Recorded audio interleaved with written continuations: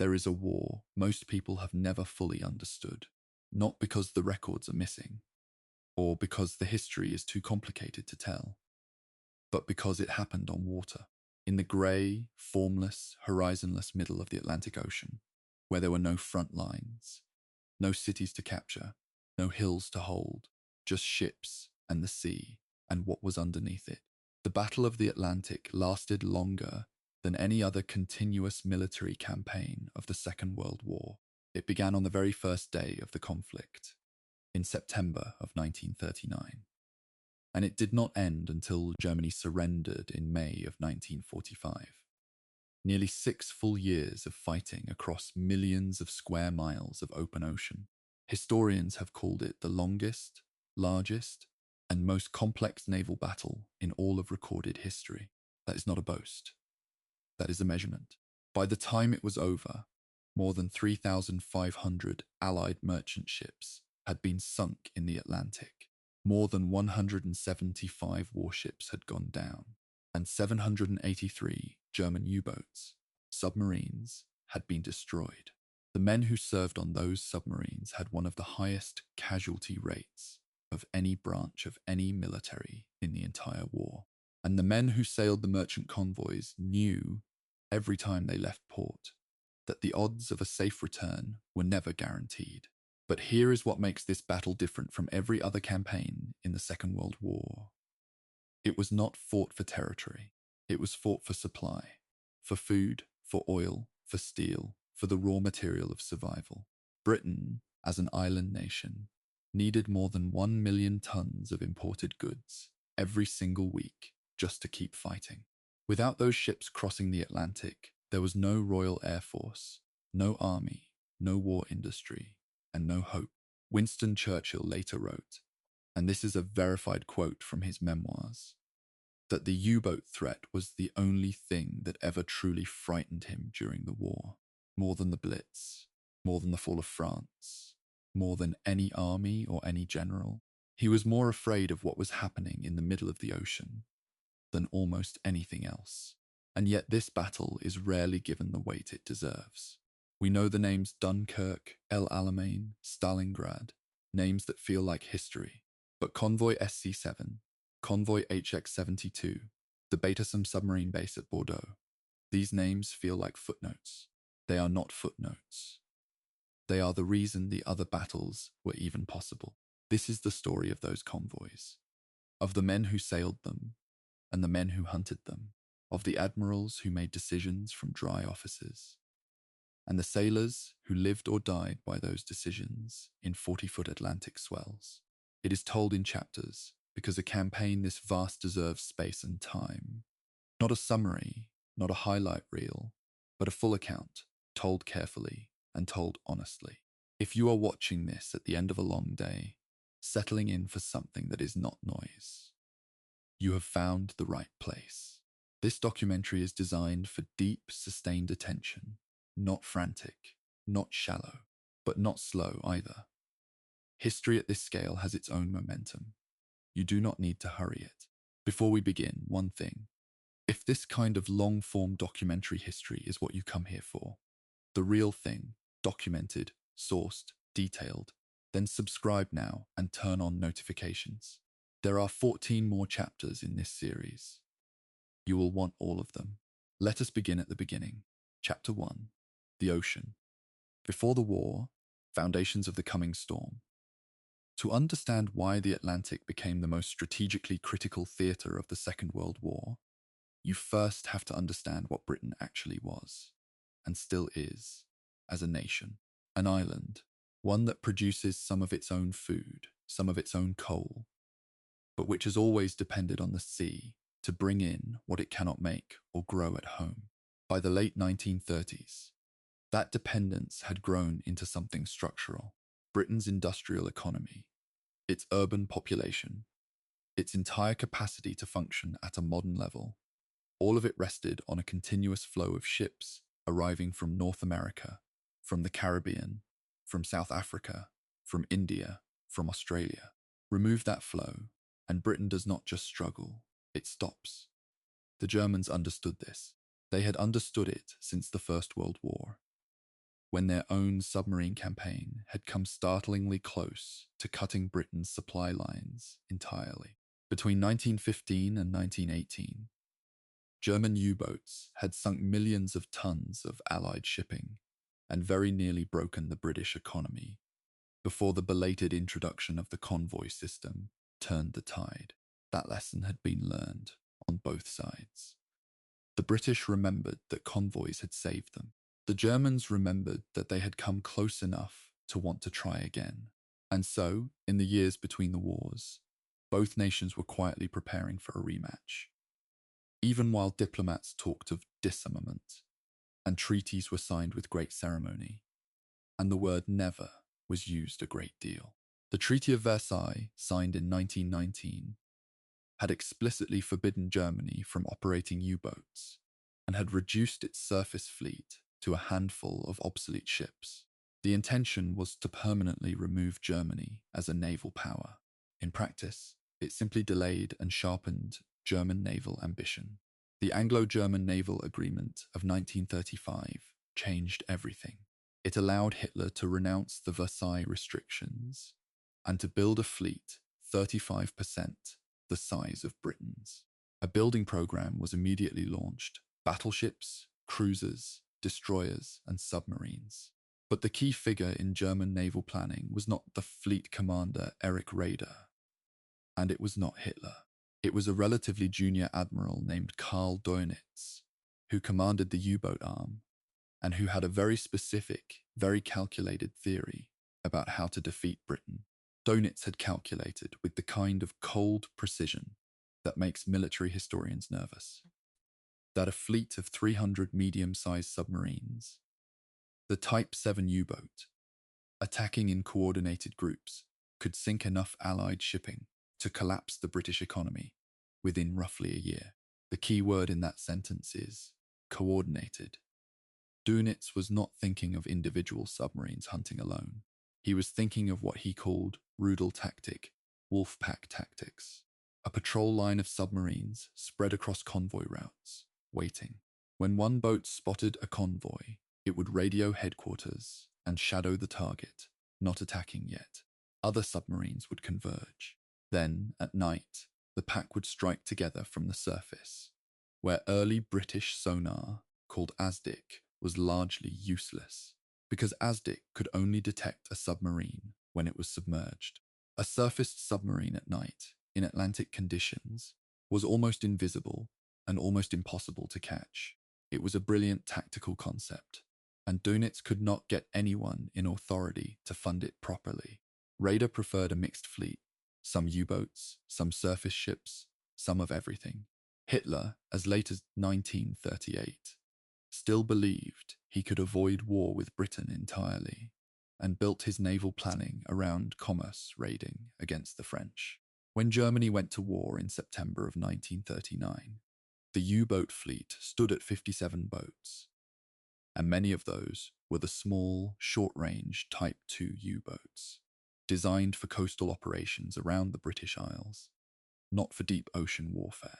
Dönitz had wanted 300 medium submarines. He had received, in practical terms, far fewer than what the theory required. Meanwhile, the British were preparing their own defences, with similar gaps between theory and reality.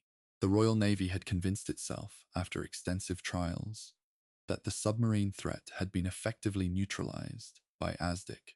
This was a dangerous overestimation. The trials had been conducted in ideal conditions: calm water, clear weather, cooperative targets. In real Atlantic conditions, ASDIC was plagued by false returns from thermoclines, schools of fish, wrecks on the seabed, and general acoustic clutter. It lost contact with a submarine during the final stages of a depth charge attack, the very moment when precision mattered most. The Admiralty knew about some of these limitations. It did not fully account for them in its planning. The Royal Air Force's Coastal Command, tasked with supporting the Navy over the ocean, was in even worse shape. It had insufficient aircraft, no long-range patrol planes capable of operating far out into the Atlantic, and no effective anti-submarine weapons, only bombs that were barely adequate against surface targets, let alone a diving submarine. The gap between the reach of land-based aircraft and the reach of the convoys was vast.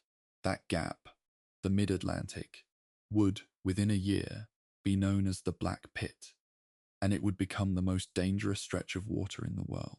One more detail worth noting before we move to the opening shots of the campaign. In 1936, the London Naval Treaty had required all submarine operating nations to follow what were called cruiser rules when attacking merchant ships. Surface, warn the crew, give them time to evacuate, and only then sink the vessel. These rules existed. They were signed. They were also, from the very first day of the war, largely irrelevant, because the logic of submarine warfare made compliance with them a death sentence for the submarine crew. A surfaced U-boat near an armed merchantman was a target. The rules of civilized naval warfare and the operational logic of underwater combat pointed in directly opposite directions. What happened next was, in many ways, the predictable result of that contradiction. The ocean was ready, the doctrine was written. The submarines were in their pens. The convoys were being assembled. All that was missing was the starting gun. And that arrived on the 3rd of September, 1939. Chapter 2. The first shots, September 1939 to the end of the year. The war was less than 9 hours old when the first ship went down. The SS Athenia was a British ocean liner carrying more than 1,400 passengers, many of them civilians, many of them Americans fleeing the prospect of a European war. She was sailing westbound, away from Europe, away from the danger, toward the relative safety of Canada. The submarine that sank her, U-30, did so in direct violation of its standing orders. The U-boat's commander, Fritz Julius Lemp, later reported that he had mistaken the Athenia for a troop ship or an armed auxiliary. Whether that was a genuine error of judgment or something else has never been fully resolved by historians. What is not in dispute is the result.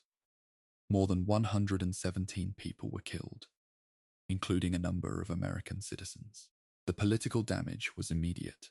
Germany was barely hours into its war and had already recreated the exact incident. The sinking of a passenger liner that had contributed to America's entry into the First World War. The German government denied responsibility, then claimed Britain had sunk its own ship as a provocation. Neither position was credible. But the strategic reality was that the United States was not yet at war, and its public was deeply divided about European entanglement. The Athenia sinking hardened some opinion, but did not change the fundamental political arithmetic. America stayed out for now. For the Royal Navy, the opening months of the war were a crash course in the gap between peacetime doctrine and wartime reality.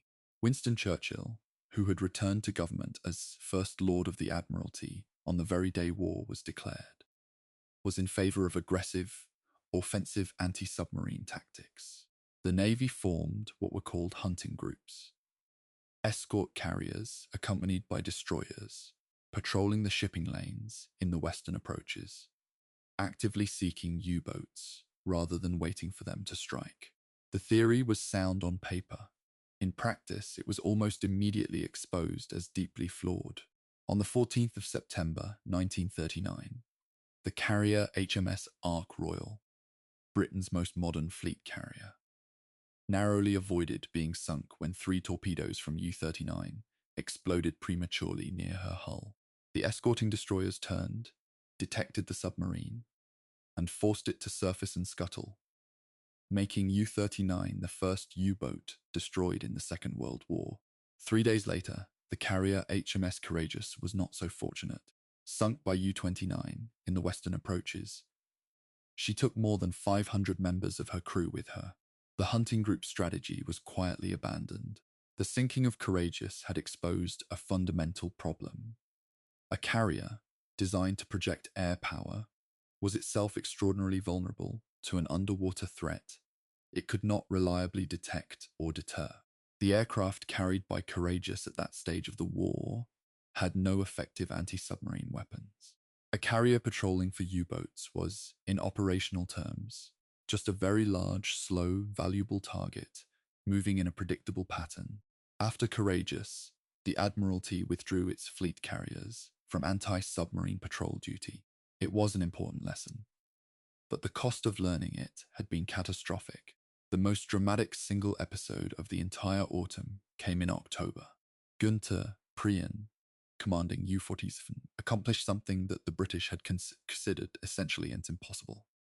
He navigated through the defensive channels of Scapa Flow, the heavily guarded anchorage in the Orkney Islands, where the Royal Navy's home fleet was based, and torpedoed the battleship HMS Royal Oak at anchor.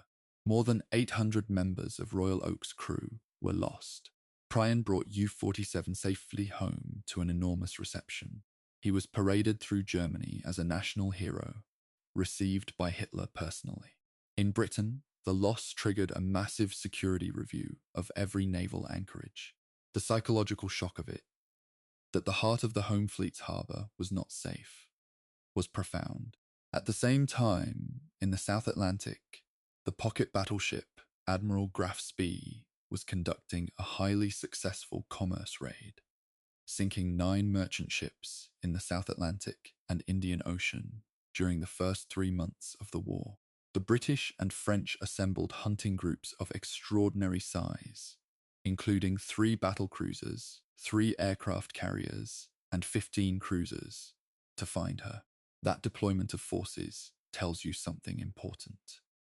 In the early months of the war, surface raiders were still considered a more significant threat than submarines. The Graf Spee was eventually cornered by a much smaller British force, off the mouth of the River Plate, between Argentina and Uruguay. Damaged in the subsequent battle, she took shelter in the neutral port of Montevideo and was scuttled on the 17th of December, 1939. After that initial burst of energy, the autumn campaign began to slow. Dönitz had deployed almost every available U-boat in September, the maximum possible effort, but that level of operational tempo could not be sustained. Boats needed to return to harbour to refuel, rearm, resupply.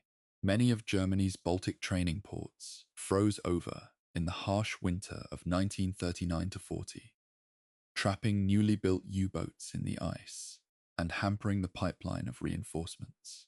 Then Hitler's plans for the invasion of Norway and Denmark, launched in April of 1940, pulled the submarine fleet away from the Atlantic entirely, into the narrow, shallow waters of the Norwegian fjords, where the tactical problems were completely different. The Norwegian campaign produced a discovery that would haunt the U-boat arm for years. German submarine torpedoes were defective. Both the magnetic influence pistol, designed to detonate beneath a ship's magnetic field, and the standard contact pistol were unreliable. More troubling still, the torpedoes were running too deep, passing under their targets without detonating.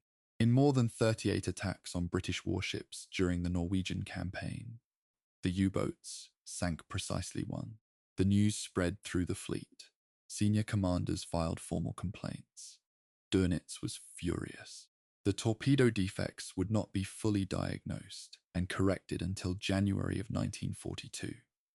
Nearly 2.5 years into the war, it remains one of the most significant pieces of military incompetence at the manufacturing and oversight level of the entire conflict.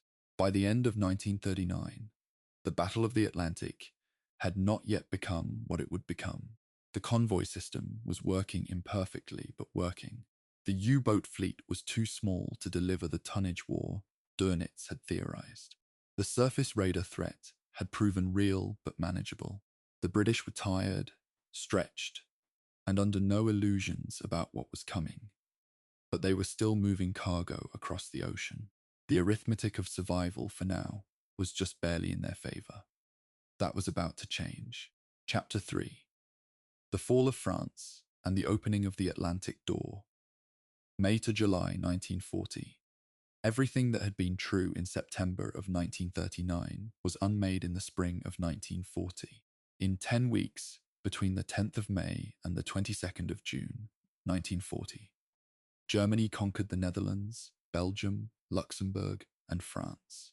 The British Expeditionary Force was evacuated from Dunkirk, saved, but stripped of most of its equipment.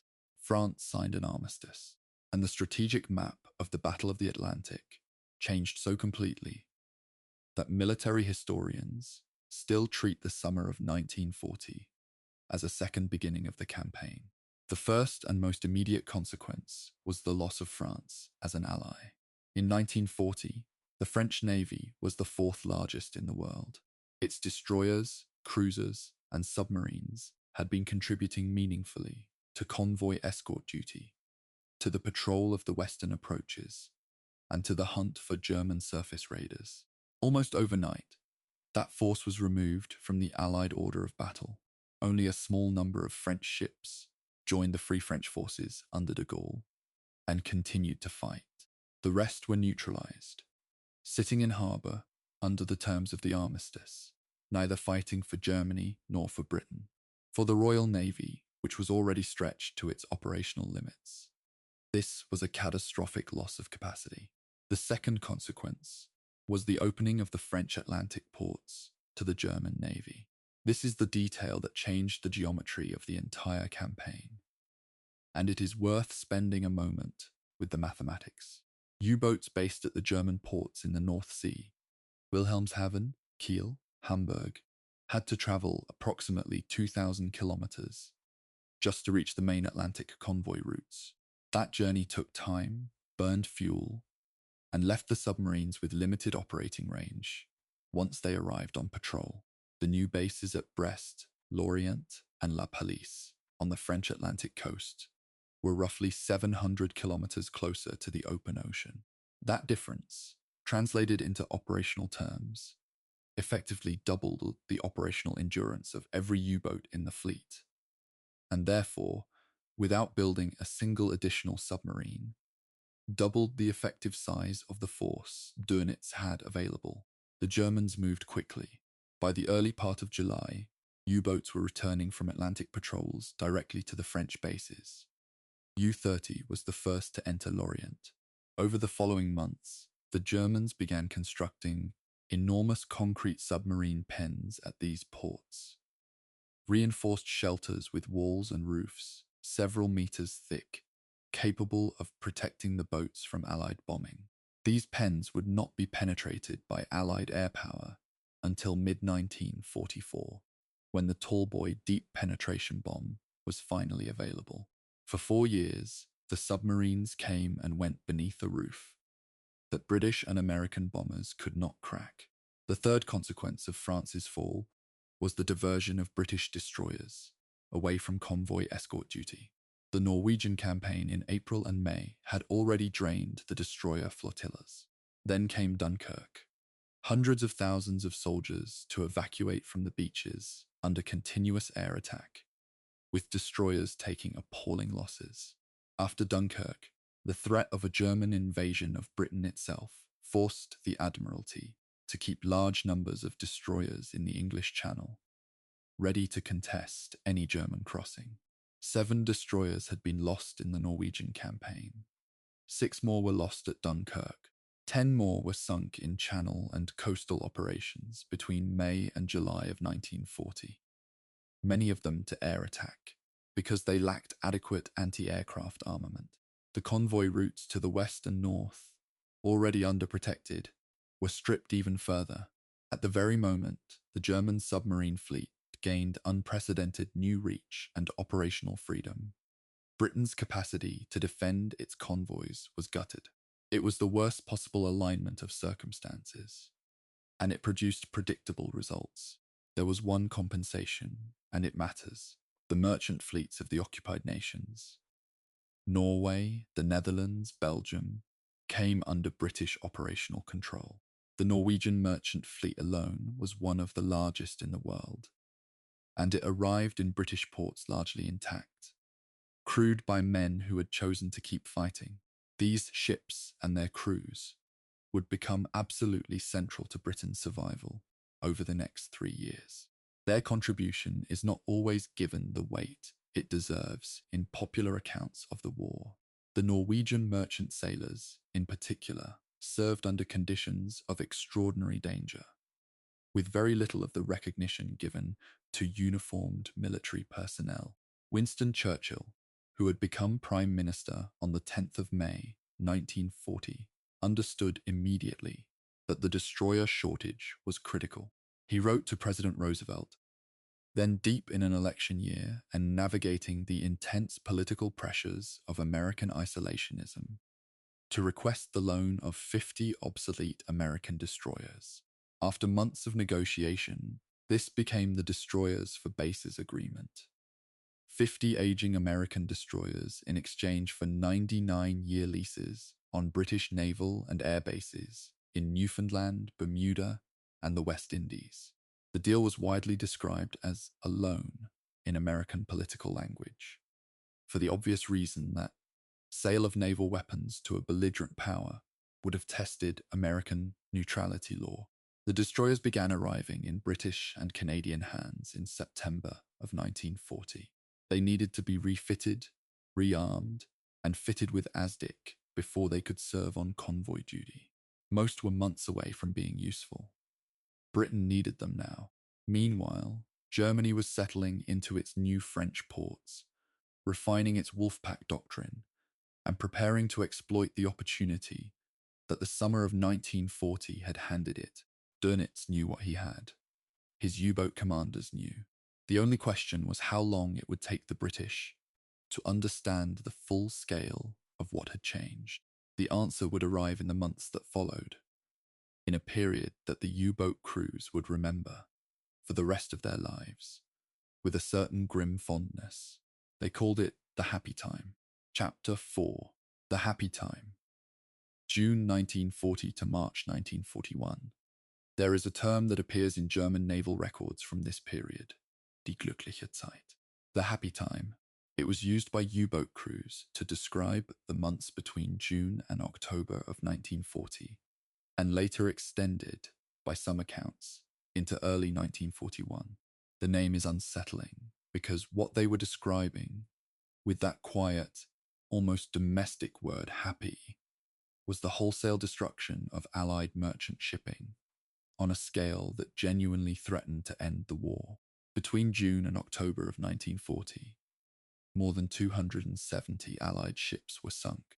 Those are not abstract numbers.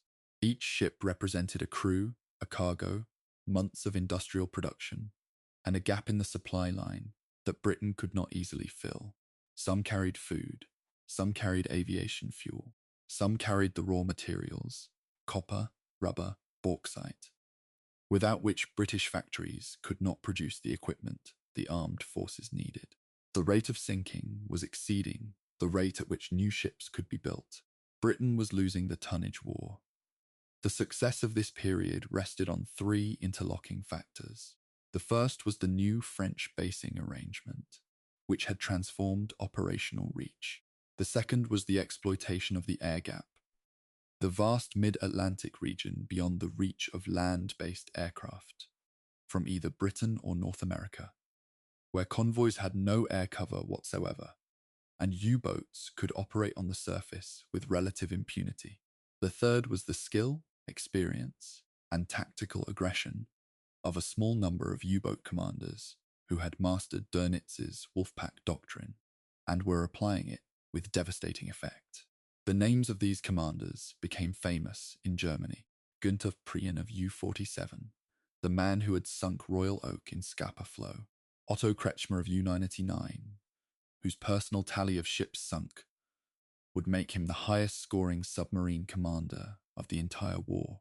Joachim Schepke of U-100, Engelbert Endras of U-46, Heinrich Bleikrott of U-48. These men were treated as heroes in Germany, given medals, photographed for newspapers, paraded before crowds. They appeared on the covers of illustrated magazines. They were the public face of a campaign that German propaganda was presenting as the systematic strangulation of British resistance. Wolfpack tactics in this period worked almost exactly as Dönitz had theorized. A patrol line of submarines would be positioned across the likely path of an Allied convoy. Intelligence on convoy routes came partly from the German signals intelligence organization, the B-Dienst, which had succeeded in partially deciphering the British naval cipher number 3, giving German headquarters reasonable advance knowledge of where convoys could be expected. When one U-boat made visual contact with a convoy, often by spotting the masts or smoke of the merchant ships on the horizon, it would radio headquarters and begin shadowing, making no attack. Other boats were directed in by radio. The attack came at night, from the surface, from multiple directions simultaneously. The escort vessels, which could only effectively use ASDIC against submerged submarines, were suddenly dealing with half a dozen surfaced attackers, appearing and disappearing in the darkness. Their radar, where they had it at all, operated in the metric bands and lacked the precision to pick out a low-lying submarine hull against the background noise of Atlantic swells. Corvettes, which made up much of the escort force, were too slow to catch a surfaced U-boat running at full speed. The convoy battles of this period are documented in enough detail for specific numbers, and those numbers are staggering. On the 21st of September 1940, Convoy HX-72, 42 merchant ships, was attacked by a wolf pack of 4 U-boats. Over 2 nights, 11 ships were sunk and 2 more were damaged. A few weeks later, Convoy SC-7, a slow convoy, was caught with an escort of 2 sloops and 2 corvettes. 59% of the convoy was sunk. Then Convoy HX-79 was attacked, despite a notably strong escort of 2 destroyers, 4 corvettes, 3 trawlers, and a minesweeper. A quarter of the convoy was lost with no U-boat casualties. On the 1st of December, 7 German and 3 Italian submarines caught Convoy HX-90, sinking 10 ships and damaging 3 others. The Italian submarines require a separate note, because they are often omitted from accounts of this period. From August of 1940, a flotilla of 27 Italian submarines operated from a base at Bordeaux, the Batersum facility, attacking Allied shipping in the Atlantic. The Italian boats had been designed for Mediterranean conditions and were not ideally suited to Atlantic convoy warfare. They had large, distinctive conning towers, slower surface speeds than the German Type 7s, and lacked the modern torpedo fire control systems that allowed for rapid multiple attacks. Their tactics were accordingly different, more useful against isolated, independently sailing ships on distant sea routes than against defended convoys. Dönitz had a notably low opinion of Italian discipline and tactical coordination, and the record shows that the Italian submarine arm was not successfully integrated into Wolfpack operations. Nonetheless, by August of 1943, the 32 Italian submarines that operated from Bordeaux had sunk 109 Allied ships, totaling nearly 600,000 tons, at the cost of 17 submarines lost. That ratio of ships sunk to submarines lost was comparable to Germany's performance in the same period. At the end of 1940, the British Admiralty's shipping loss figures had crossed into genuinely alarming territory. 2 million gross tons of merchant shipping, roughly 13% of the entire fleet available to Britain, were either sunk or under repair and therefore unavailable. A ship being repaired after torpedo damage might be out of service for 6 months, a year, or longer. The productive consequence of that loss was identical to the ship having been sunk. The cargo it would have carried wasn't. The British were also facing a threat from the air. Focke-Wulf FW-200 Condor long-range maritime patrol aircraft, operating from Bordeaux and Stavanger, were flying far out over the Atlantic, locating convoys, and either reporting their positions for U-boat interception or bombing the ships directly.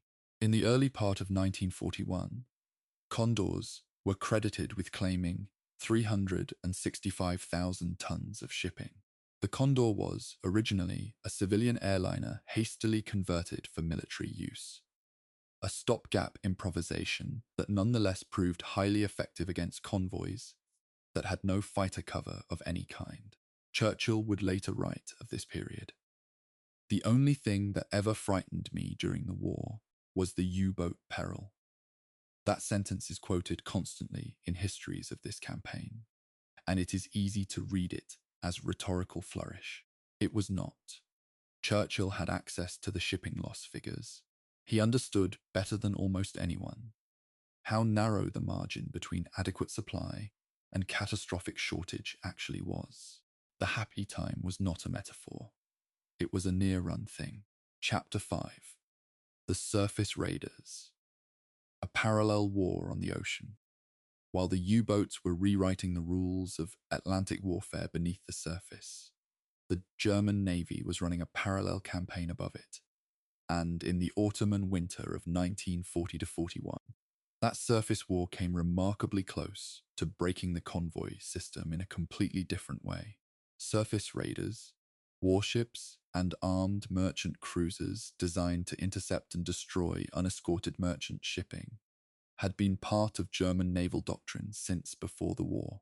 The pocket battleship, a peculiarly German class of ship designed to be technically faster than any warship that could outgun it and more heavily armed than any ship that could catch it, was the centerpiece of this strategy. The Admiral Graf Spee, as we noted in the opening months, had demonstrated both the potential and the limits of that approach. She had sunk 9 merchant ships before being cornered and destroyed. Her sister ship, the Deutschland, had operated in the North Atlantic at the same time, with less dramatic results before being recalled. From mid-1940 onward, with the fall of France and the securing of the Atlantic coast, a new generation of surface raiders began operating in the Atlantic. The most dramatic single incident of this phase came on the 5th of November, 1940, when the pocket battleship Admiral Scheer found Convoy HX-80 in the North Atlantic. Admiral Scheer quickly sank 5 ships and damaged several others as the convoy scattered in all directions. The only thing that prevented a complete massacre of the convoy was the decision of the captain of HMS Jervis Bay, an armed merchant cruiser, completely outgunned, to turn toward Admiral Scheer and engage her, allowing the merchant ships time to scatter into the darkness. The captain of Jervis Bay, Edward Fegan, was killed in the engagement. He was awarded a posthumous Victoria Cross. His decision cost him his life and saved, by most estimates, dozens of merchant ships and hundreds of sailors. Admiral Scheer disappeared into the South Atlantic after the HX-80 battle, and the home fleet put to sea to intercept her and failed. She reappeared in the Indian Ocean the following month, ranging freely across waters that the British could not adequately patrol with the forces they had available. She was not the only ship causing problems. On Christmas Day of 1940, the heavy cruiser Admiral Hipper attacked a British troop convoy, Convoy WS-5 Alpha, and was driven off only by the presence of escorting cruisers. 2 months later, in February of 1941, she found the unescorted Convoy SLS-64 and sank 7 ships. Then, in January of 1941, the 2 German battleships, Scharnhorst and Gneisenau, put to sea from Germany in what was designated Operation Berlin. Their task was to attack the Atlantic shipping lanes directly. The British response was to attach battleship escorts to as many convoys as possible. A solution that worked because the German battleship commanders had orders not to engage escorted convoys in order to avoid risk to ships of that class.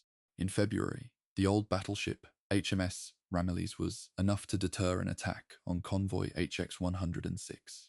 A month later, HMS Malay's presence with Convoy SL-67 produced the same result. The German battleships sank a number of independently sailing merchant vessels, but avoided the convoys themselves. The culmination of the surface raider campaign came in May of 1941 with Operation Rheinübung, the sortie of the new battleship Bismarck and the heavy cruiser Prinz Eugen into the Atlantic. Bismarck was, at the time of her completion, one of the most powerful surface warships in the world, displacing roughly 50,000 tons, armed with 8 15-inch guns, and capable of more than 30 knots. The intention was to unleash, but the word unleash is on the banned list for this script, so let us be more precise.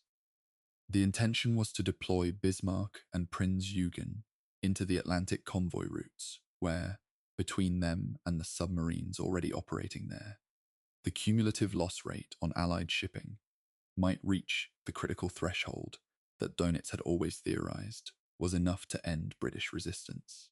A British fleet intercepted the raiders in the Denmark Strait, between Iceland and Greenland. In the ensuing action, the battle cruiser HMS Hood, the largest warship in the Royal Navy, an icon of British naval power between the wars, was hit in her magazine and destroyed in a matter of seconds. More than 1,400 men were lost. Only 3 survived. Bismarck was damaged in the exchange but operational. She turned south toward the French ports for repair, and Britain mobilized virtually the entire home fleet in pursuit. Bismarck almost made it. She came within roughly 700 kilometers of the French coast before an airstrike from the carrier Ark Royal, the same carrier that had narrowly survived U-39's attack at the very start of the war, struck Bismarck with a torpedo that jammed her rudder. Unable to steer properly, Bismarck was circling in the North Atlantic when the home fleet caught her the following morning. She was sunk on the 27th of May, 1941. The sinking of Bismarck effectively ended the surface raider phase of the Battle of the Atlantic, the destruction of the network of supply ships that supported German raiders at sea, the entry of the United States into the war later that year, and Hitler's growing preoccupation with the threat to Norway, all contributed to the decision to withdraw the remaining surface ships from Atlantic operations. Scharnhorst, Gneisenau, and Prinz Eugen made their famous Channel dash back to Germany in February of 1942, a tactical humiliation for Britain, which watched 3 major German warships pass through the English Channel in daylight. But it was also the end of the German surface threat in the Atlantic. The ocean would belong to the submarines from that point forward. The surface raider campaign had been, in strategic terms, a serious threat that was ultimately contained, but containing it had cost Britain enormous resources: battleships detached from other duties, carrier operations, the loss of Hood, the constant drain of hunting groups, sweeping vast areas of ocean. Every resource spent chasing surface raiders was a resource not spent closing the air gap, not spent building more corvettes, not spent training more ASDIC operators. The Battle of the Atlantic was not a single campaign. It was several campaigns running simultaneously, each one demanding resources that Britain barely had. Chapter 6. The tide begins to shift. March 1941 to the end of the year. March of 1940 is one of the more interesting months in the entire Battle of the Atlantic. Not because of a single dramatic event, but because of what it contained in aggregate.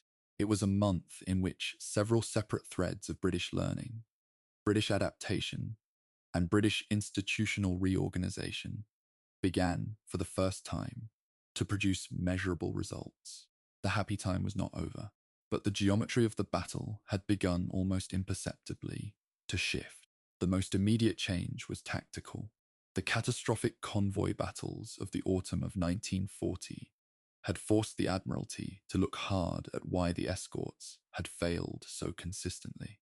The answer, in part, was that ships and men thrown together at short notice from different units, with no common training and no established procedures, could not function as a coordinated tactical unit under the pressure of a night wolf pack attack. The solution was the introduction of permanent escort groups, fixed formations in which the same ships and the same commanders trained and operated together continuously, developing the shared expertise and mutual understanding that battle demanded. It was a structural change, not a technological one. and it would prove more important than almost any weapon system.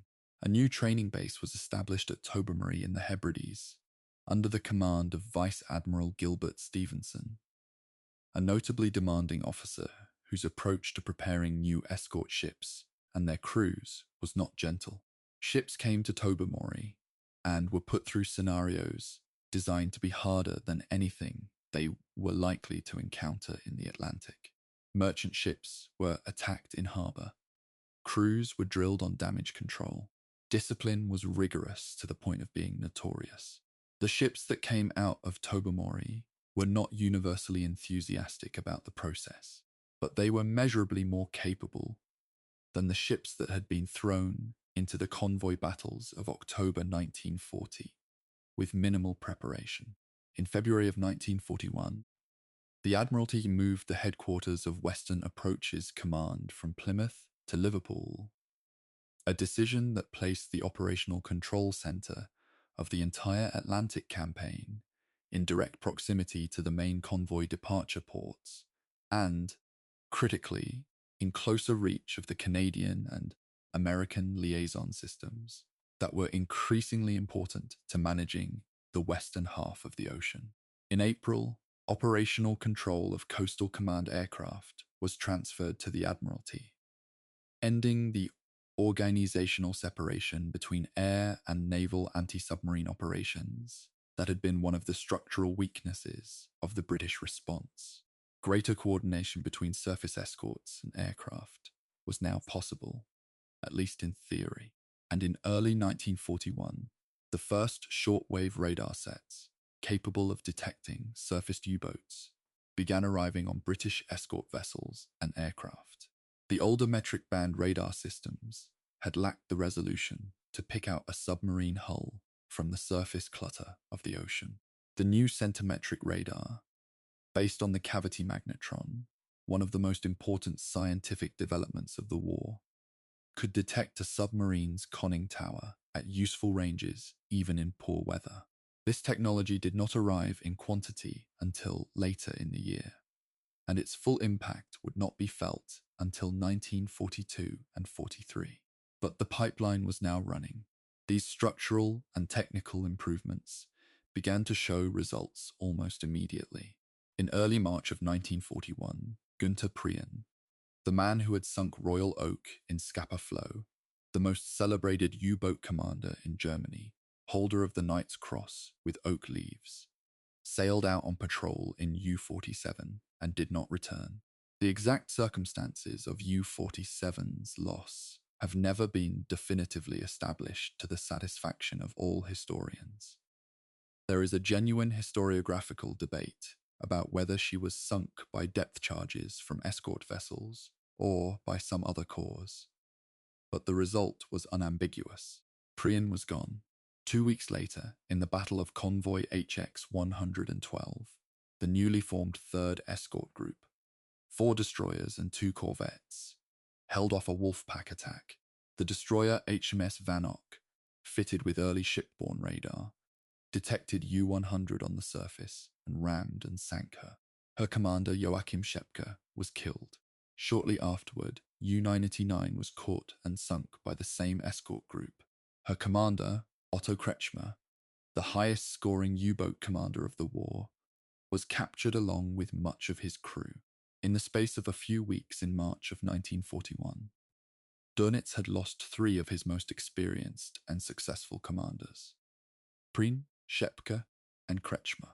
All 3 had been among the architects of the happy time. Dönitz's response was to move his wolf packs further west, beyond the reach of the escort groups that were now forming up to meet the convoys, hoping to catch the merchant ships before their anti-submarine escort joined. This required the U-boats to operate at greater range from their bases and created its own logistical pressures, but in the short term it worked. At the beginning of April, a pack found Convoy SC-26 before its anti-submarine escort had arrived and sank 10 ships. The tactical back and forth that would define the middle years of the battle was beginning. In the broader context of 1941, the most significant development was the gradual involvement of the United States. In April of 1941, President Roosevelt extended the Pan-American Security Zone east almost as far as Iceland, and American warships began escorting Allied convoys in the Western Atlantic. In June, the American merchant vessel SS Robin Moore, carrying no military supplies and sailing independently far south of the convoy routes, was sunk by a German submarine. The sinking of an American ship in peacetime, by a nation with which the United States was not at war, generated enormous political pressure in Washington. The question that Time magazine articulated that June, whether American ships could safely use the world's oceans, was one that would not wait much longer for a formal answer. In May, the Royal Canadian Navy was formally asked to assume responsibility for protecting convoys in the western zone of the North Atlantic, establishing its escort base at St. John's, Newfoundland. Commodore Leonard Murray of the Royal Canadian Navy assumed command of the Newfoundland Escort Force on the 13th of June, 1941. 6 Canadian destroyers and 17 corvettes were assembled, reinforced by British ships, to escort convoys from Canadian ports to a handover point south of Iceland. The Canadian contribution to the Battle of the Atlantic, which would grow enormously as the war continued, was now formally institutionalized. The convoy escort relay was beginning to function as a continuous chain across the full width of the North Atlantic. As 1941 came to its close, the balance of the Battle of the Atlantic was not yet in Britain's favour. Shipping losses remained brutal. The air gap, that vast mid-Atlantic space beyond the reach of any land-based aircraft, was still killing convoys that ventured into it. The U-boat fleet was growing, not shrinking. New boats were completing training and joining the operational fleet faster than they were being sunk. But the infrastructure of Allied response, the escort groups, the training bases, the technical development pipeline, the Canadian and American involvement, was also growing. The happy time was over. What was coming next would be harder, more systematic, and more evenly matched. In December of 1941, Japan attacked Pearl Harbor. The United States declared war on Japan. Germany declared war on the United States. And the Atlantic campaign entered a new phase, one in which an entirely new set of coastlines, shipping lanes, and organizational questions would be added to everything that was already in play. Chapter 7. America enters. The second happy time, January to July 1942. On the 8th of December 1941, the United States formally entered the Second World War. It was from the Allied perspective, the moment that changed the strategic horizon of the entire conflict. Britain was no longer alone. The industrial capacity of a continent was now formally committed to the fight. The mood in London was something close to relief. Churchill, by his own account, slept soundly for the first time in a long time that night. Karl Dönitz did not share that mood. He was already moving. Within 48 hours of the American declaration of war, Dönitz had submitted a request to German Naval High Command, the Oberkommando der Marine, for permission to deploy a strike force of U-boats against American coastal shipping. The American eastern seaboard, from the Gulf of St. Lawrence down to the Gulf of Mexico and the Caribbean, was lined with some of the busiest shipping lanes in the world. Oil from the Gulf Coast refineries, bauxite from the Guianas, sugar from the Caribbean, iron ore from Venezuela, all of it moving in independently sailing, largely unescorted vessels, along coasts that were still illuminated at night by the lights of American cities and resort towns. Because the United States had not yet implemented a coastal blackout, to a submarine commander approaching from the dark ocean, an American coastal city at night produced a glow on the horizon that backlit every merchant ship in silhouette. Dönitz had to fight for the resources. Hitler and the Naval High Command were obsessed, through the winter of 1941 to 42, with the threat of an Allied landing in Norway. and repeatedly diverted U-boats to patrol Norwegian waters instead of deploying them operationally. Dönitz received permission for only 5 large ocean-going Type 9 U-boats, a fraction of what he had requested. He called the operation Paukenschlag, which translates roughly as drumbeat or drumroll. 5 submarines, against a coastline of thousands of miles of unprotected traffic. The results were staggering. Between the middle of January and the end of February of 1942, those 5 U-boats and a handful of reinforcements sank more than 40 ships on the American eastern seaboard. Tankers were the primary targets, slow, heavily laden, riding deep in the water, crewed by men who had never experienced submarine warfare, sailing without the zigzag courses and blackout procedures that Atlantic Convoy veterans had been practicing for 2 years. Some U-boat commanders later recorded that the operational conditions felt almost like peacetime exercises. The American coastal defense was not merely inadequate. It was, in some respects, practically non-existent. The United States Navy had observed Britain's convoy losses for more than 2 years and had generated a great deal of discussion about anti-submarine doctrine. It had not in that time organized the merchant shipping on its own coast into convoys, established coastal escort groups, or implemented coastal blackouts. The reasons for this are debated by naval historians. Inadequate escorts, inter-service politics, and an optimistic assessment of the U-boat threat all played roles. But the consequences were not debatable. Between January and July of 1942, the Germans called this period the Second Happy Time, die zweite glückliche Zeit, and the numbers support that description with brutal clarity. More than 500 ships were sunk in the Western Atlantic and Caribbean during this 6-month period, totaling roughly 2.5 million gross tons of shipping. In some months, more shipping was being sunk in American waters than on the entire North Atlantic convoy routes combined. The American press began reporting on the wreckage and bodies washing up on the beaches of Florida and the Carolinas. American civilians, swimming in the sea, encountered oil slicks. The war had arrived at the edge of the American continent. The tactical picture had one important complication that is sometimes understated in popular histories. The U-boats operating on the American coast were still far fewer than the traffic they were hunting. A single types and submarine, even in ideal conditions, could only operate for a limited number of weeks before it had to return to base. The killing was so disproportionate, not because there were many U-boats in American waters at any one time. There were rarely more than a dozen simultaneously, but because the targets were so numerous, so slow, so poorly organized, and so utterly unprotected. The solution was obvious to anyone who had studied the preceding 2 years of Atlantic warfare. Organize the ships into convoys, assign escorts, implement blackouts, and the slaughter would stop. The Americans resisted this conclusion, arguing, as the British had argued in the First World War, that convoys were slow, that they concentrated targets rather than dispersing them, that independent sailing was safer. They were wrong, as the British had been wrong, for exactly the same reasons. The convoy system worked. Independent sailing, in waters where submarines operated, was a death sentence for a significant fraction of the ships that tried it.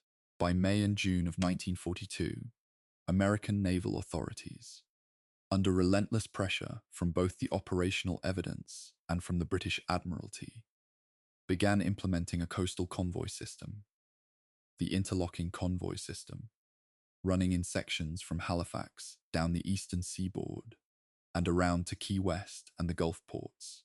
The effect was almost immediate and entirely predictable. The rate of sinkings in American coastal waters dropped sharply. The U-boats, finding the easy targets now protected and escorted, moved westward into the Caribbean and the Gulf of Mexico, where the convoy system had not yet extended. For several more months, the killing continued in those waters, particularly against tankers carrying Venezuelan and Caribbean oil to American refineries. But the second happy time, as a distinct operational period, was winding down by mid-1942. The lesson of the second happy time was the same lesson as the first, stated even more emphatically. The convoy system was the only defense against submarine warfare that actually worked. Every time Allied authorities delayed implementing it, ships and men died in quantities that served no military purpose. The debate about convoy versus independent sailing was settled decisively and permanently by the evidence of 2.5 years of Atlantic operations. The political and bureaucratic resistance to acting on that evidence was, in retrospect, one of the most costly institutional failures of the entire Allied war effort. What the second happy time also did was shift the productive weight of the Battle of the Atlantic decisively toward the industrial competition. Both sides were now building. The Americans launching Liberty ships in quantities that no pre-war shipbuilder would have thought possible. The Germans continuing to expand U-boat production under programs approved by Hitler and managed by Dönitz's growing administrative apparatus. The question was no longer only whether the escorts could protect the convoys in the short term. It was whether Allied shipbuilding could outpace German sinkings over the long term. By the end of 1942, that question had not yet been answered. Chapter 8: The Codes and the Codebreakers. Intelligence in the Atlantic War. No account of the Battle of the Atlantic can avoid the subject of signals intelligence. And no account of signals intelligence in this war can avoid Bletchley Park. Even though the full story of what happened there remained classified for 30 years after the war ended, and the historiography of the Atlantic battle had to be substantially revised when the truth finally emerged. The breaking of the German Enigma cipher is one of the most important stories in the history of modern warfare. It is also one of the most complicated, and it was not as consistently decisive in the Atlantic battle as popular accounts sometimes suggest. The Enigma machine was used by all branches of the German armed forces to encrypt radio communications. Each service used its own variant of the machine with its own key settings, changed daily. The Naval Enigma, designated Hydra for most of the Atlantic campaign, was generally considered the most secure because German is different about security procedures than their Army and Air Force counterparts, and because the Naval Enigma had an additional rotor configuration that made the mathematical problem of breaking the daily key considerably harder. The codebreakers at Bletchley Park, working under Gordon Welchman, Alan Turing, and others, had periodically broken into Naval Enigma from 1941 onward. But the intelligence was rarely available in real time. The process of breaking the daily key often took long enough that the operational intelligence derived from it was already stale. The critical intelligence breakthroughs came not just from pure mathematical analysis, but from a series of physical captures, what intelligence professionals called pinches. In May of 1941, the destroyer HMS Bulldog captured the U-boat U-110, and a boarding party recovered an intact Enigma machine with its current settings, a set of spare rotors, and several months of signal books and operational documents. Commander David Balm led the boarding party. He was 20 years old at the time. The capture was kept so secret that the surviving crew of U-110 were held incommunicado for the rest of the war, to prevent the Germans from realizing their communications had been compromised. The documents recovered from U-110 allowed Bletchley to read German naval traffic for much of the following year. The value of this intelligence was not simply that it allowed the Allies to route convoys away from known U-boat patrol positions, though it did that, and the effect on shipping losses in the months when Enigma was readable was measurable. The deeper value was that it allowed Allied planners to understand the German operational picture. How many U-boats were at sea, where they were concentrated, what they were being told to do.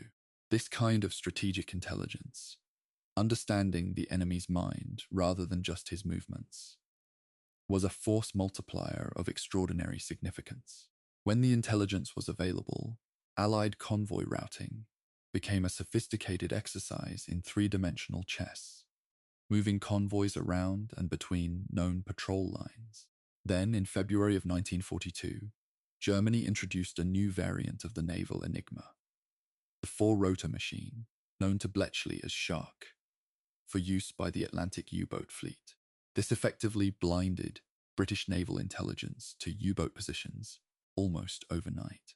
The four-rotor machine meant that the mathematical problem of breaking the daily key was enlarged by a factor of 26, and the existing electromechanical bomb machines that Bletchley used to break the standard three-rotor enigma simply could not cope with the additional complexity at useful speed. For the next 10 months, from February to December of 1942, Bletchley was essentially reading no current Atlantic U-boat traffic at all. Those 10 months coincided with some of the heaviest Allied shipping losses of the entire war. Meanwhile, throughout this period, the German Signals Intelligence Organization, the B-Dienst, was doing the same thing to the Allies that Bletchley was doing to the Germans, but with different targets. The B-Dienst had been reading the British naval cipher number 3, which was used to communicate convoy routing instructions to Allied ships since before the war. For much of 1942, the Germans knew the composition, route, and schedule of Allied convoys in the North Atlantic with remarkable precision.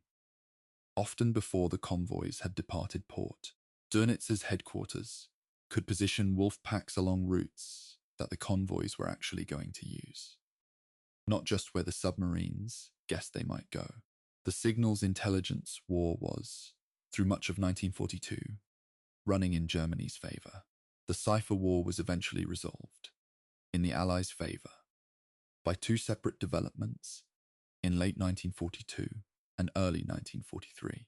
First, in October of 1942, British sailors from a destroyer recovered an Enigma machine and key documents from the sinking German weather ship Lauten and the submarine U-559. This provided the material Bletchley needed to attack the four-rotor Shark cipher.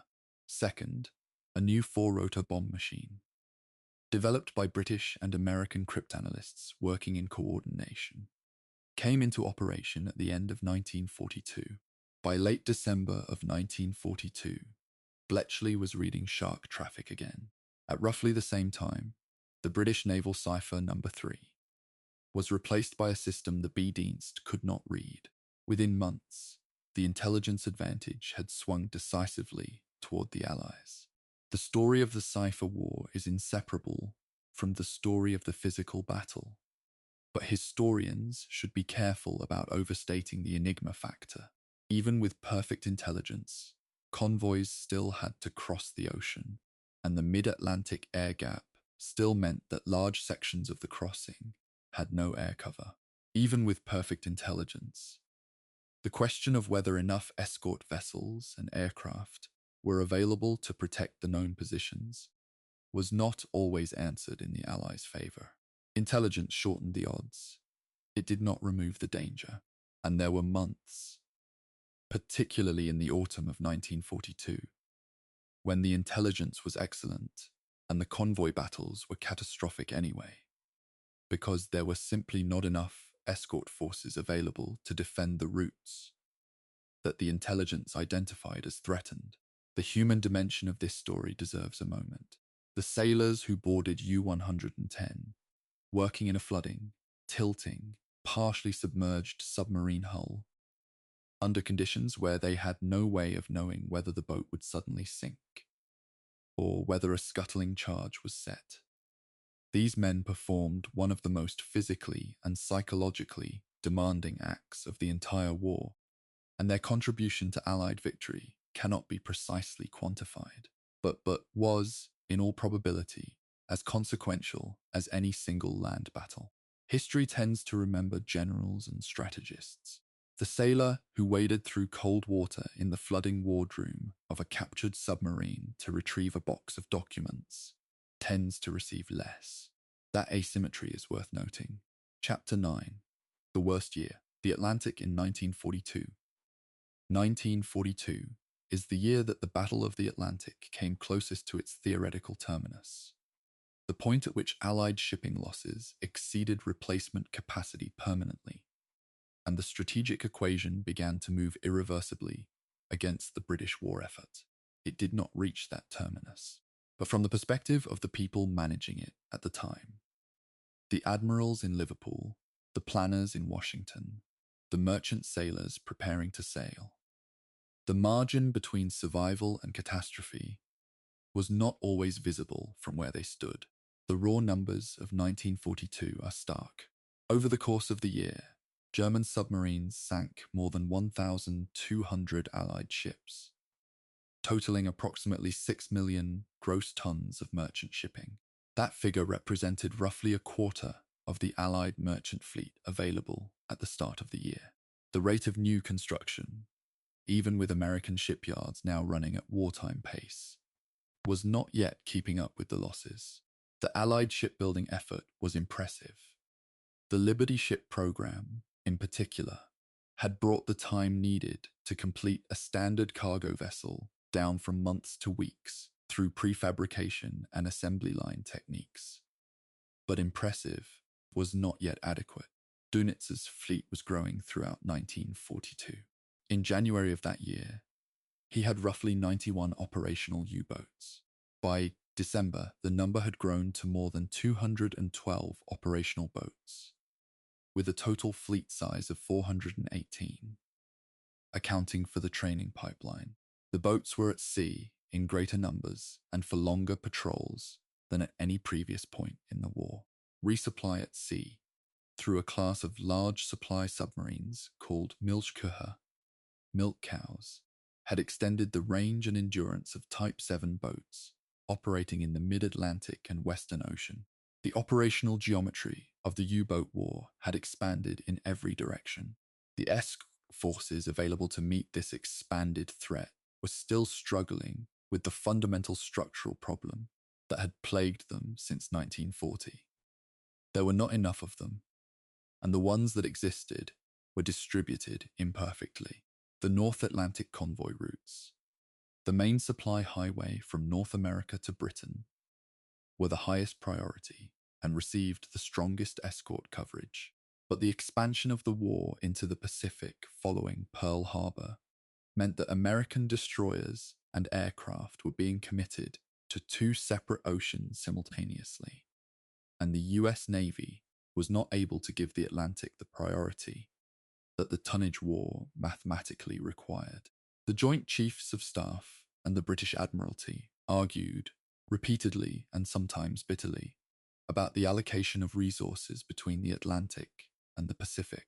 From a pure strategic perspective, winning the Atlantic battle was a prerequisite for winning in Europe, and Europe was agreed to be the first priority.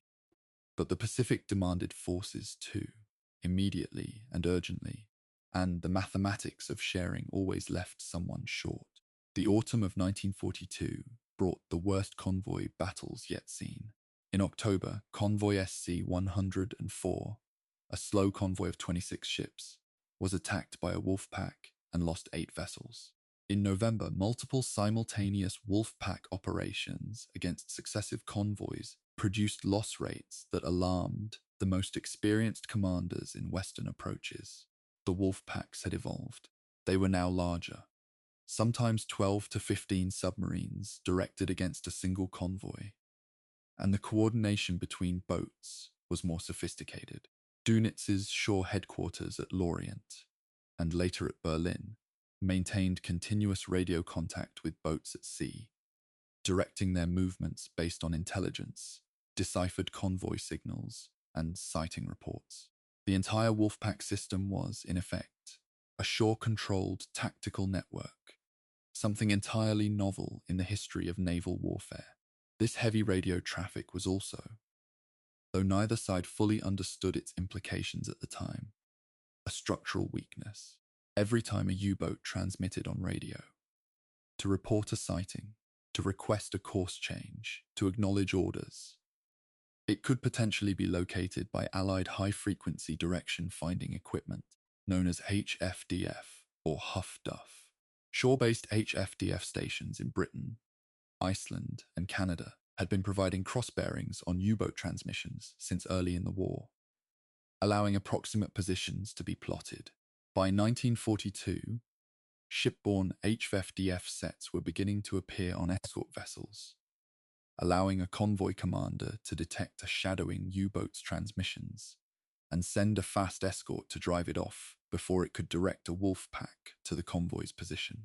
The technology was imperfect, the ranges were large, and the intercepts were not always actionable. But the principle was sound, and the equipment was improving. One of the most critical tactical developments of 1942 was also one of the least glamorous. The progressive improvement in the quality and depth of anti-submarine training across the Allied escort forces. The escort groups established in early 1941 were becoming seasoned units. The training regime at Tobermory had processed hundreds of ships. The Tactical Anti-Submarine School at Liverpool, under Captain Gilbert Roberts, was using floor games. Elaborate tactical exercises played on a large plotting surface, with officers physically moving model ships and submarines to analyze past convoy battles and develop improved responses. Roberts and his team reconstructed the Battle of Convoy HX 112, among others, and derived tactical insights that were codified into escort doctrine and distributed across the fleet. The floor games were a form of operational research before the term had been formalized. A systematic, rigorous analysis of why battles were won and lost, applied to improve future performance. By the second half of 1942, the first purpose-built escort aircraft carriers, the Jeep carriers, small, slow, built on merchant ship hulls, were beginning to enter service in the Atlantic. Their purpose was specific: to close the air gap by providing a small number of aircraft capable of operating over convoys in the mid-Atlantic, where no land-based plane could reach. The concept was exactly right. The execution was limited by the small numbers available and by the early unreliability of both the ships and their aircraft. But the principle was established that convoys crossing the air gap needed air cover, and that this cover had to come from a ship if it could not come from land. That principle would be essential to the outcome of the battle in 1943. The year ended with the Americans and British landing in North Africa, Operation Torch in November, and the enormous logistical challenge of sustaining an expeditionary force across the Atlantic, while simultaneously defending the supply convoys to Britain. The demand on Allied shipping was greater than it had ever been. Not just the regular convoys to Britain, but the Arctic convoys to the Soviet Union, the supply lines to the Middle East around the Cape of Good Hope, and now the North African campaign. The Battle of the Atlantic in 1942 was not just a battle over one route. It was a battle over the entire Allied logistical system, fought simultaneously on multiple ocean highways, against an enemy whose operational capacity was near its peak. Chapter 10, The Pivot, Black May, and the Destruction of the U-Boat Fleet. 1943 May of 1943 is one of those months in military history that genuinely deserves to be called a turning point. Not because everything changed in that month, but because the cumulative effect of everything that had been prepared, built, trained, and deployed in the preceding 2 years reached critical mass in that month. And the result was a reversal so complete that neither side was left in any doubt about what had happened. Dönitz had entered 1943 with the largest operational U-boat fleet of the entire war, and with an aggressive plan to destroy the North Atlantic convoys before Allied shipbuilding finally outpaced the losses. In January and February of 1943, Wolfpack operations against several major convoys produced significant losses.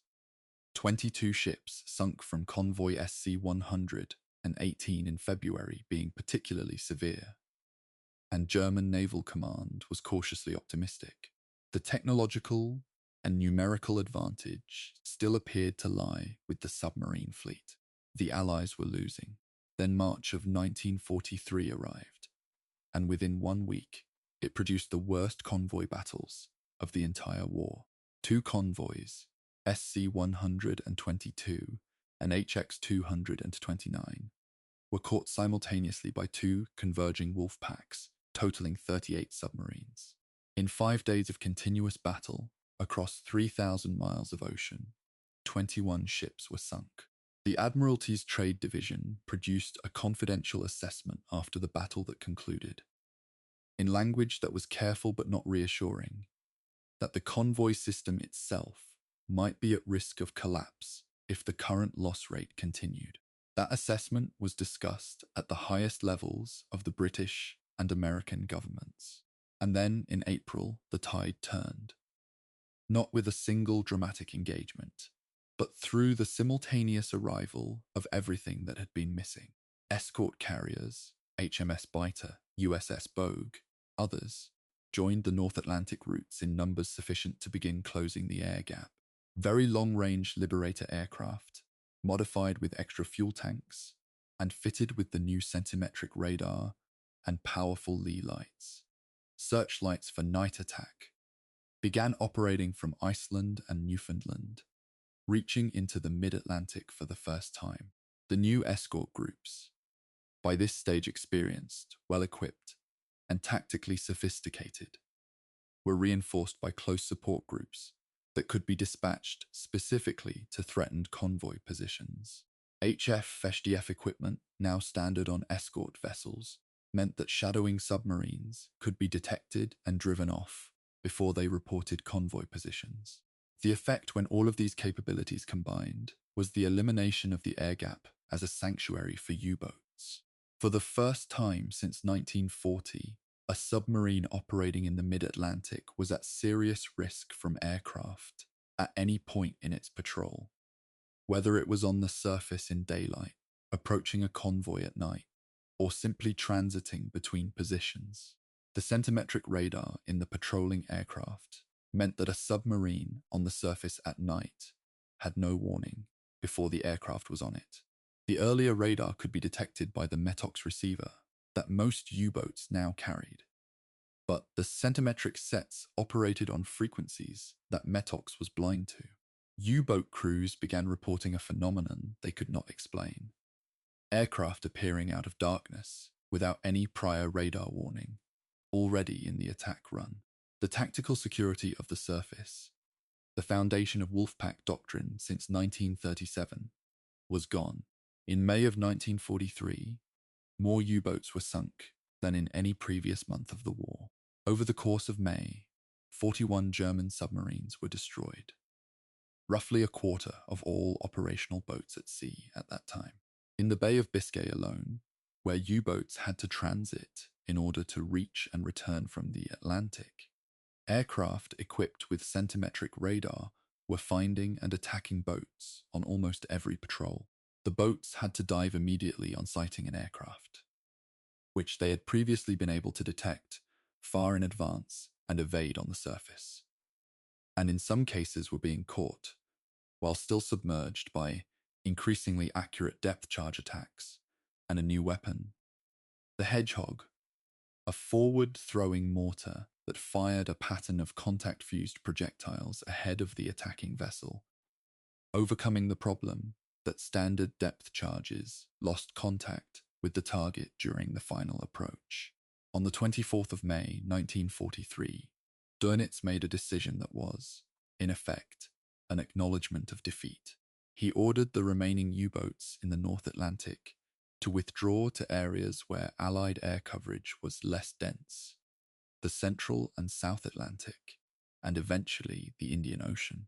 The withdrawal from the main North Atlantic convoy routes was not framed in those terms in German communications.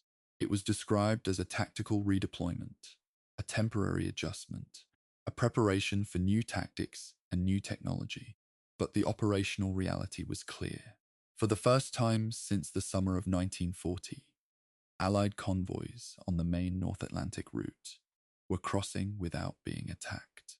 The ships arrived, the supplies arrived, the army and air forces in Britain received what they needed.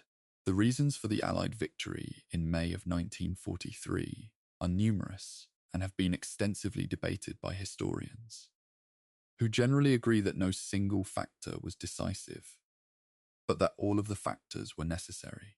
Centimetric radar removed the tactical advantage of night surface attacks. Very long-range aircraft closed the air gap. The escort carriers provided organic air cover that moved with the convoys. The experienced escort groups, with their shared doctrine and HFDF equipment, were able to defend convoys coherently against large wolf packs. The decipherment of the four-rotor Shark Enigma, restored in December of 1942, was giving convoy routing departments in London and Washington current information on U-boat positions, and American Liberty ship production had, by the spring of 1943, finally exceeded the rate of losses, meaning the mathematical race was now running in the Allies' favor. Black May, as the U-boat arm would call it, was not the end of the Battle of the Atlantic. U-boats would continue to operate until the last day of the war, and would continue to sink ships. The threat never disappeared entirely, but the campaign of strategic strangulation, the organized systematic attack on Allied supply lines intended to collapse the British war economy, effectively ended in May of 1943. Everything that followed was, in the strategic context, an increasingly desperate rearguard action by a force that had already lost the battle it had been designed to fight. Chapter 11: The Technology Race. Weapons, Countermeasures, and the Science of Survival. The Battle of the Atlantic was, at its core, a technology race conducted under operational conditions of extreme urgency. A laboratory discovery in 1941 could become a weapon on a convoy escort by 1942, and that weapon could change the operational calculus within weeks of deployment. The speed at which both sides translated scientific research into battlefield capability, and then adapted to the enemy's countermeasures, and adapted again, gives the technological dimension of this battle a quality that is almost unlike anything else in the Second World War. The cavity magnetron is where this story properly begins. Invented at the University of Birmingham in February of 1940 by John Randall and Harry Boot, the magnetron was a device that could generate microwave frequency radio waves at power levels sufficient for radar use, something that all previous radar technology had failed to achieve in a practical, reliable form. The significance of this for the Atlantic battle was immediate and specific. Microwave radar operated at wavelengths of roughly 10 centimeters, compared to the meter-plus wavelengths of earlier radar sets. A 10-centimeter wavelength radar antenna could be small enough to fit in an aircraft without being an aerodynamic catastrophe, and it could resolve the difference between a submarine's conning tower and the surface of the sea. The earlier metric band airborne radar sets had produced a clutter of returns from the sea surface that made detection of a surface submarine at any useful range extremely difficult. The centimetric sets, once developed and deployed, changed that categorically. The Lee light, developed by squadron leader Humphrey de Verde Lee of Arif Coastal Command and entering service in the middle of 1942, was a conceptually simple addition to the centimetric radar system. A powerful searchlight mounted beneath the aircraft that could be switched on during the final approach to an attack run. Before the ley light, even when radar guided an aircraft to the correct position over a surfaced U-boat at night, the final attack run had to be conducted largely blind, with the pilot estimating the target's position from the last radar return before closing range. The lee light illuminated the target at close range, allowing the pilot to see the submarine, adjust his attack angle, and release his weapons accurately. The combination of centimetric radar for detection and lee light for final attack made nocturnal submarine operations in the Bay of Biscay, previously almost safe, suddenly extremely dangerous. The German response to the centimetric radar was hampered by a remarkable intelligence failure. The Metox receiver, deployed widely in U-boats from mid-1942, could detect the radar transmissions of the older meter-band radar, giving submarine crews enough warning to dive before the aircraft was close enough to attack. When the centimetric radar replaced the metric band sets on Allied aircraft, Metox provided no warning at all. But the U-boat command, rather than correctly diagnosing this as a technical defeat, initially concluded that the British were tracking submarines through their own emissions, that the Metox receiver itself was somehow broadcasting a detectable signal. Metox was withdrawn from service, which made the situation worse, not better. The correct technical explanation, that the Allies were simply using a frequency that Metox could not receive, was not accepted by German command for many months. In the realm of underwater weapons, the development trajectory ran in parallel. British depth charges, the standard underwater weapon against submarines, had been largely unchanged in concept since the First World War.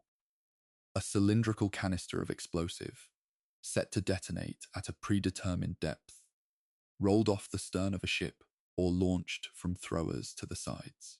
The fundamental tactical problem, that the attacking ship had to pass directly over the submarine, losing ASDIC contact during the final run-in, remained unsolved. The Hedgehog, formally adopted by the Royal Navy in January of 1942, solved this by firing 24 small projectiles in an elliptical pattern from ahead of the attacking ship, each fitted with a contact fuse.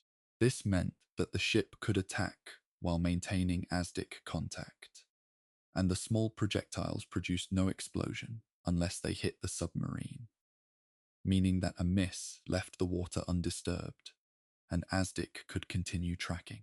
The success rate of Hedgehog attacks, per attack delivered, was measurably higher than that of standard depth charge attacks throughout the period of its deployment. The acoustic torpedo, the Federapparat 800 FAT, and later the Zaunkönig, represented German efforts to improve their own strike capability. The Zaunkönig, introduced in September of 1943, was an acoustic homing torpedo designed to follow the propeller noise of a surface vessel. It was initially called the Destroyer Killer by the U-boat arm, and the first deployments produced several Allied escort losses, causing considerable alarm. The Allied response was rapid. The Foxer noise-making device, towed behind escort vessels to decoy the acoustic torpedo away from the ship's own propellers, was developed and deployed within weeks of the first Zaunkönig attacks. The Foxer was not perfect. It also degraded the towing ship's own ASDIC performance, creating a trade-off, but it effectively neutralized the Zaunkönig as a decisive weapon. The technological back and forth continued throughout the war, each innovation meeting a counter-innovation within months. Aircraft weapons also evolved significantly across the campaign. The standard aerial depth charge of 1941 was set to detonate at a depth of around 50 feet, calibrated against a submarine that had been diving for long enough to be at that depth when the aircraft reached the attack point.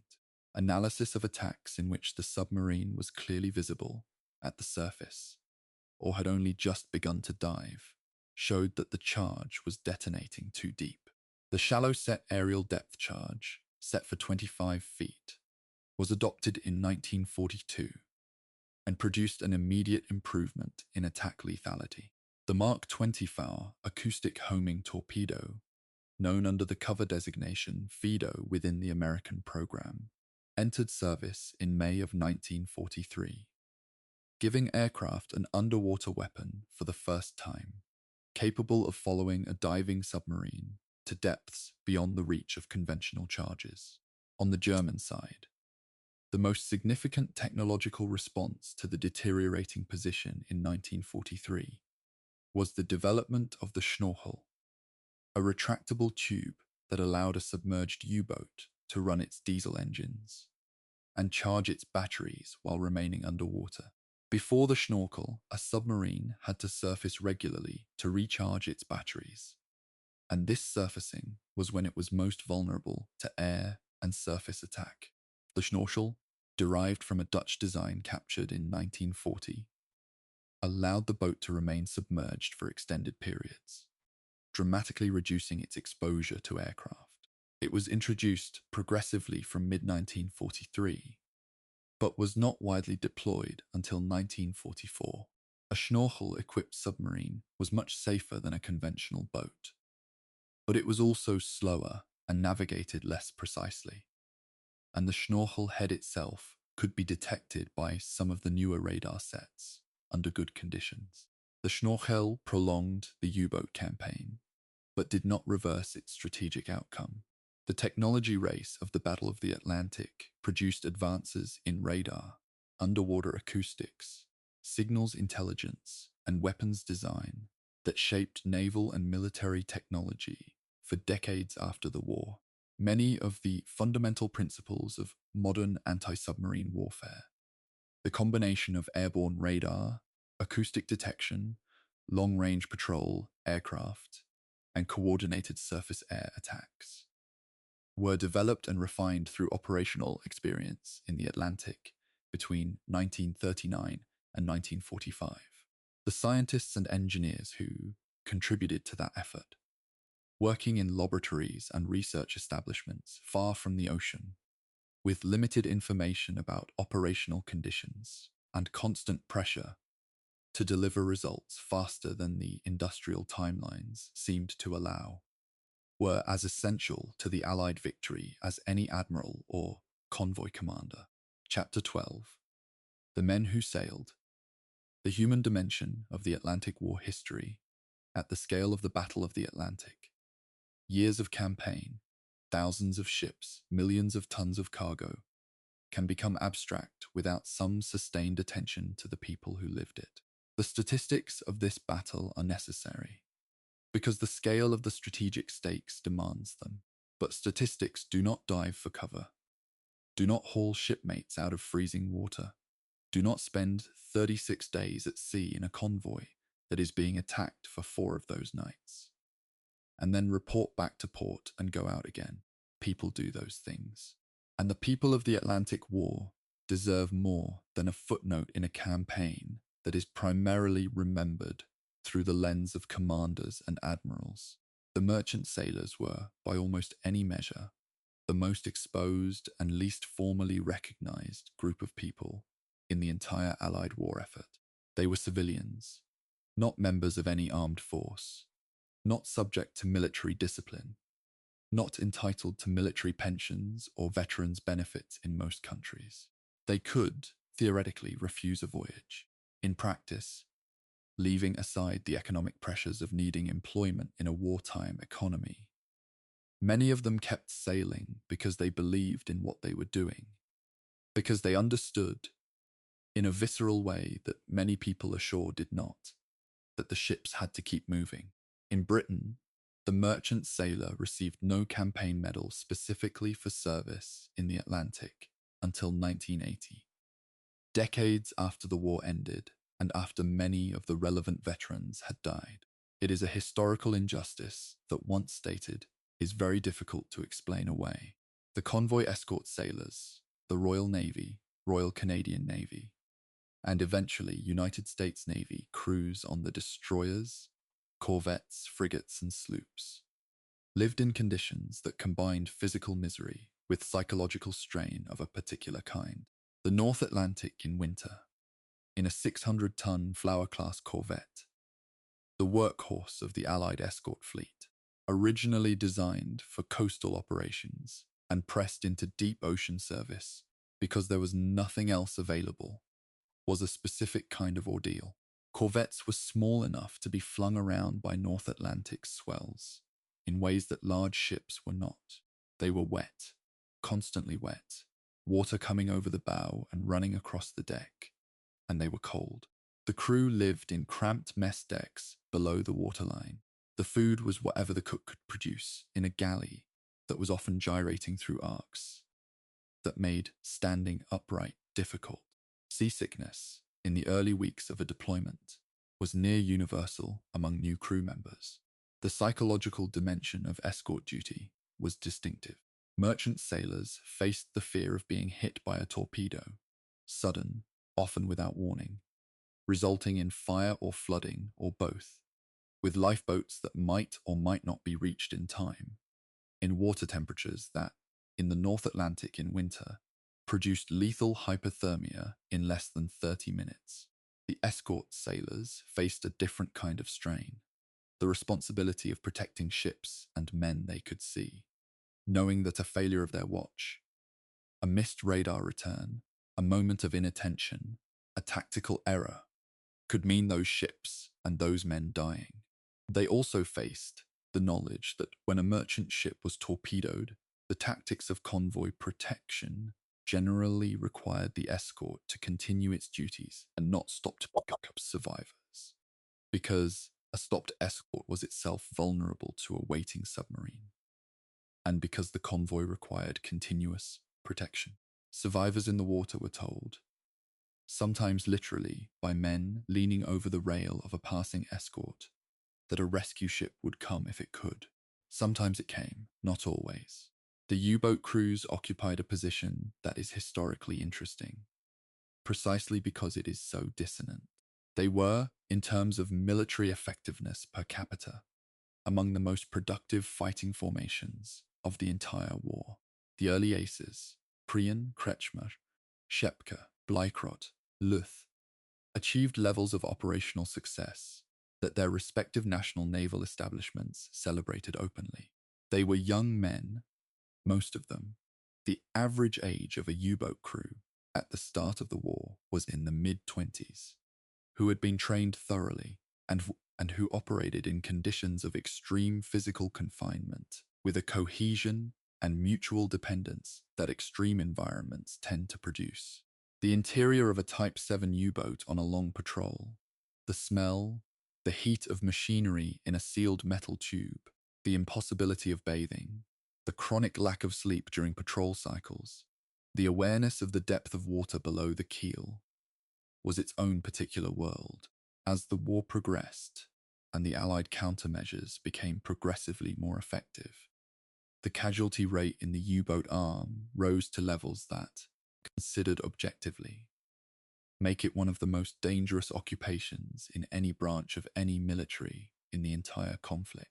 Of the approximately 40,000 men who served in U-boats during the Second World War, more than 28,000 were killed, and roughly 5,000 were taken prisoner.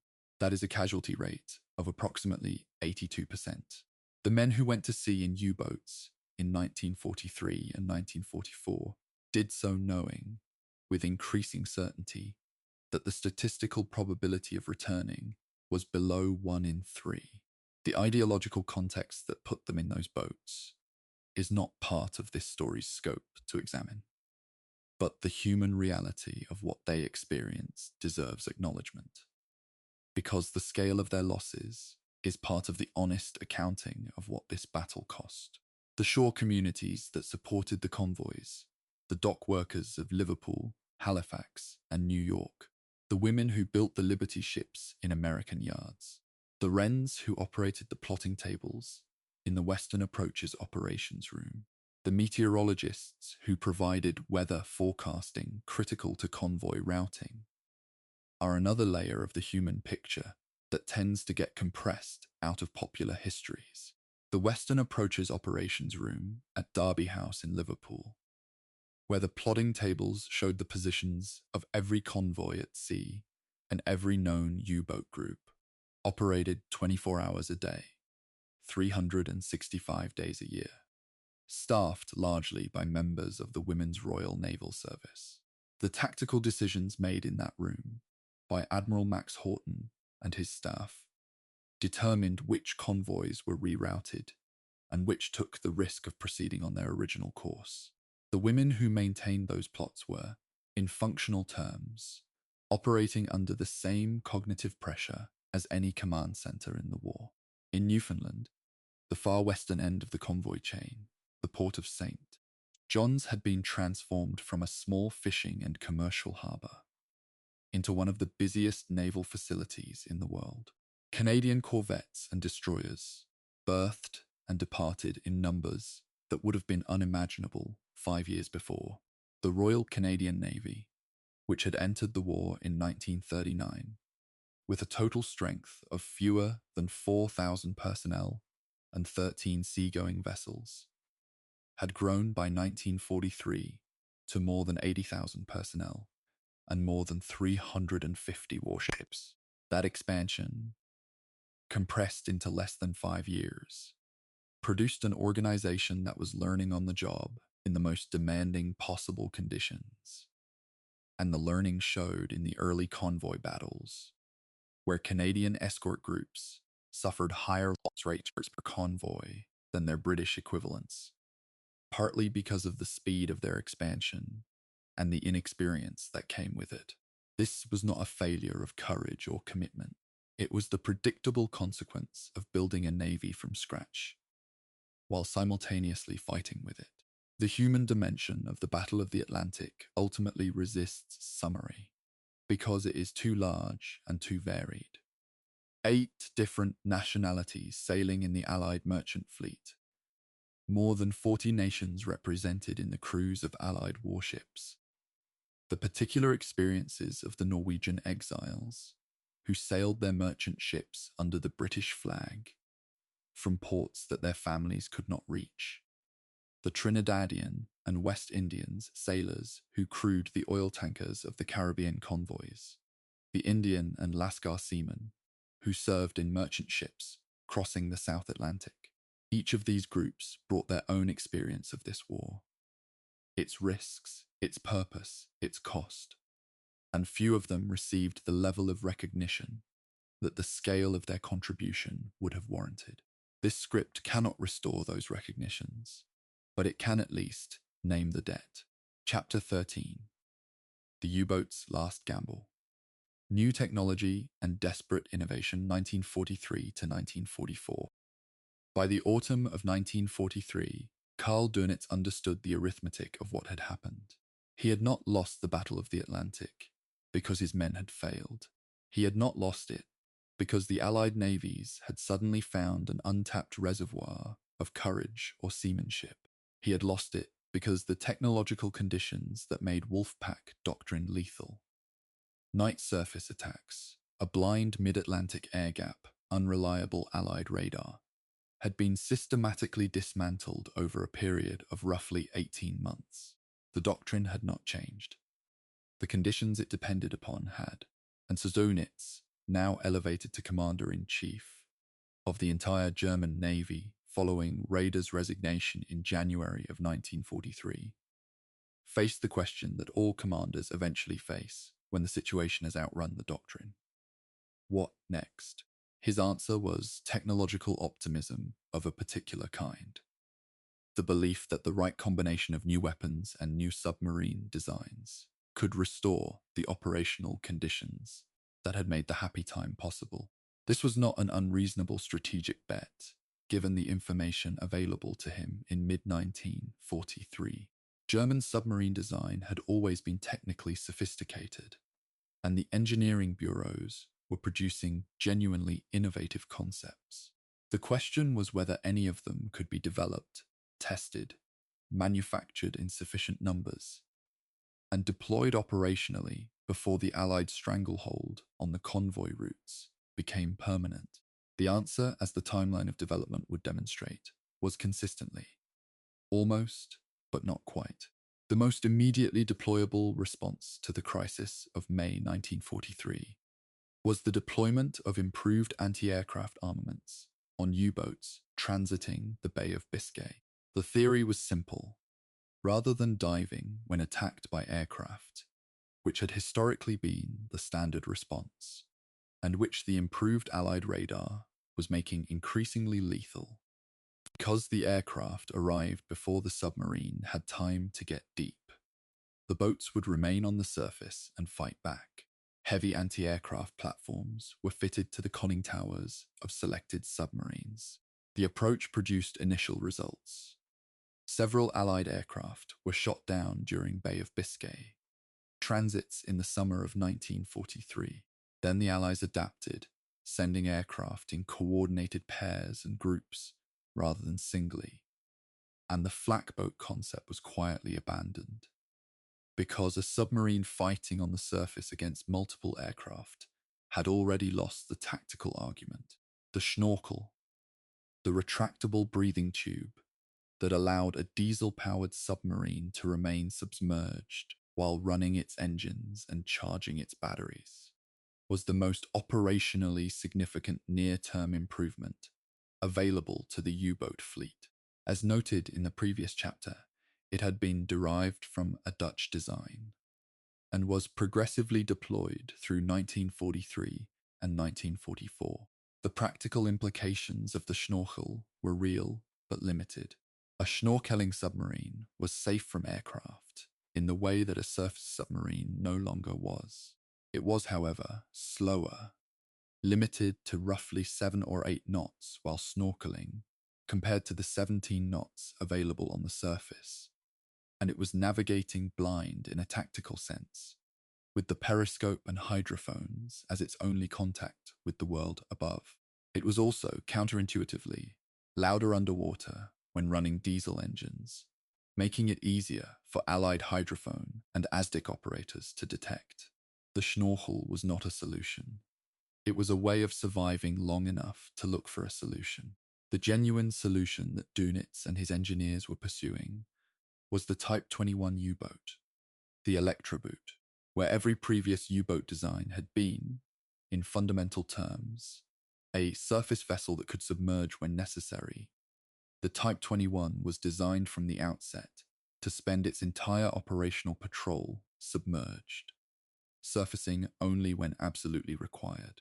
It achieved this through a radically enlarged battery capacity, 3 times the battery volume of a Type 7, a streamlined hull form with no external deck equipment to create drag, and a high-speed underwater capability of approximately 17.5 knots for short sprints, compared to the 8 or 9 knots of a conventional submarine. At high submerged speed, a Type 21 could actually outrun some of the surface escorts pursuing it. It was, in concept, decades ahead of anything the Allies had. The Type 21 program was authorized in mid-1943 and placed under the organizational genius of Albert Speer's Armaments Ministry, which brought the assembly line prefabrication techniques that had transformed American shipbuilding to the German submarine construction program.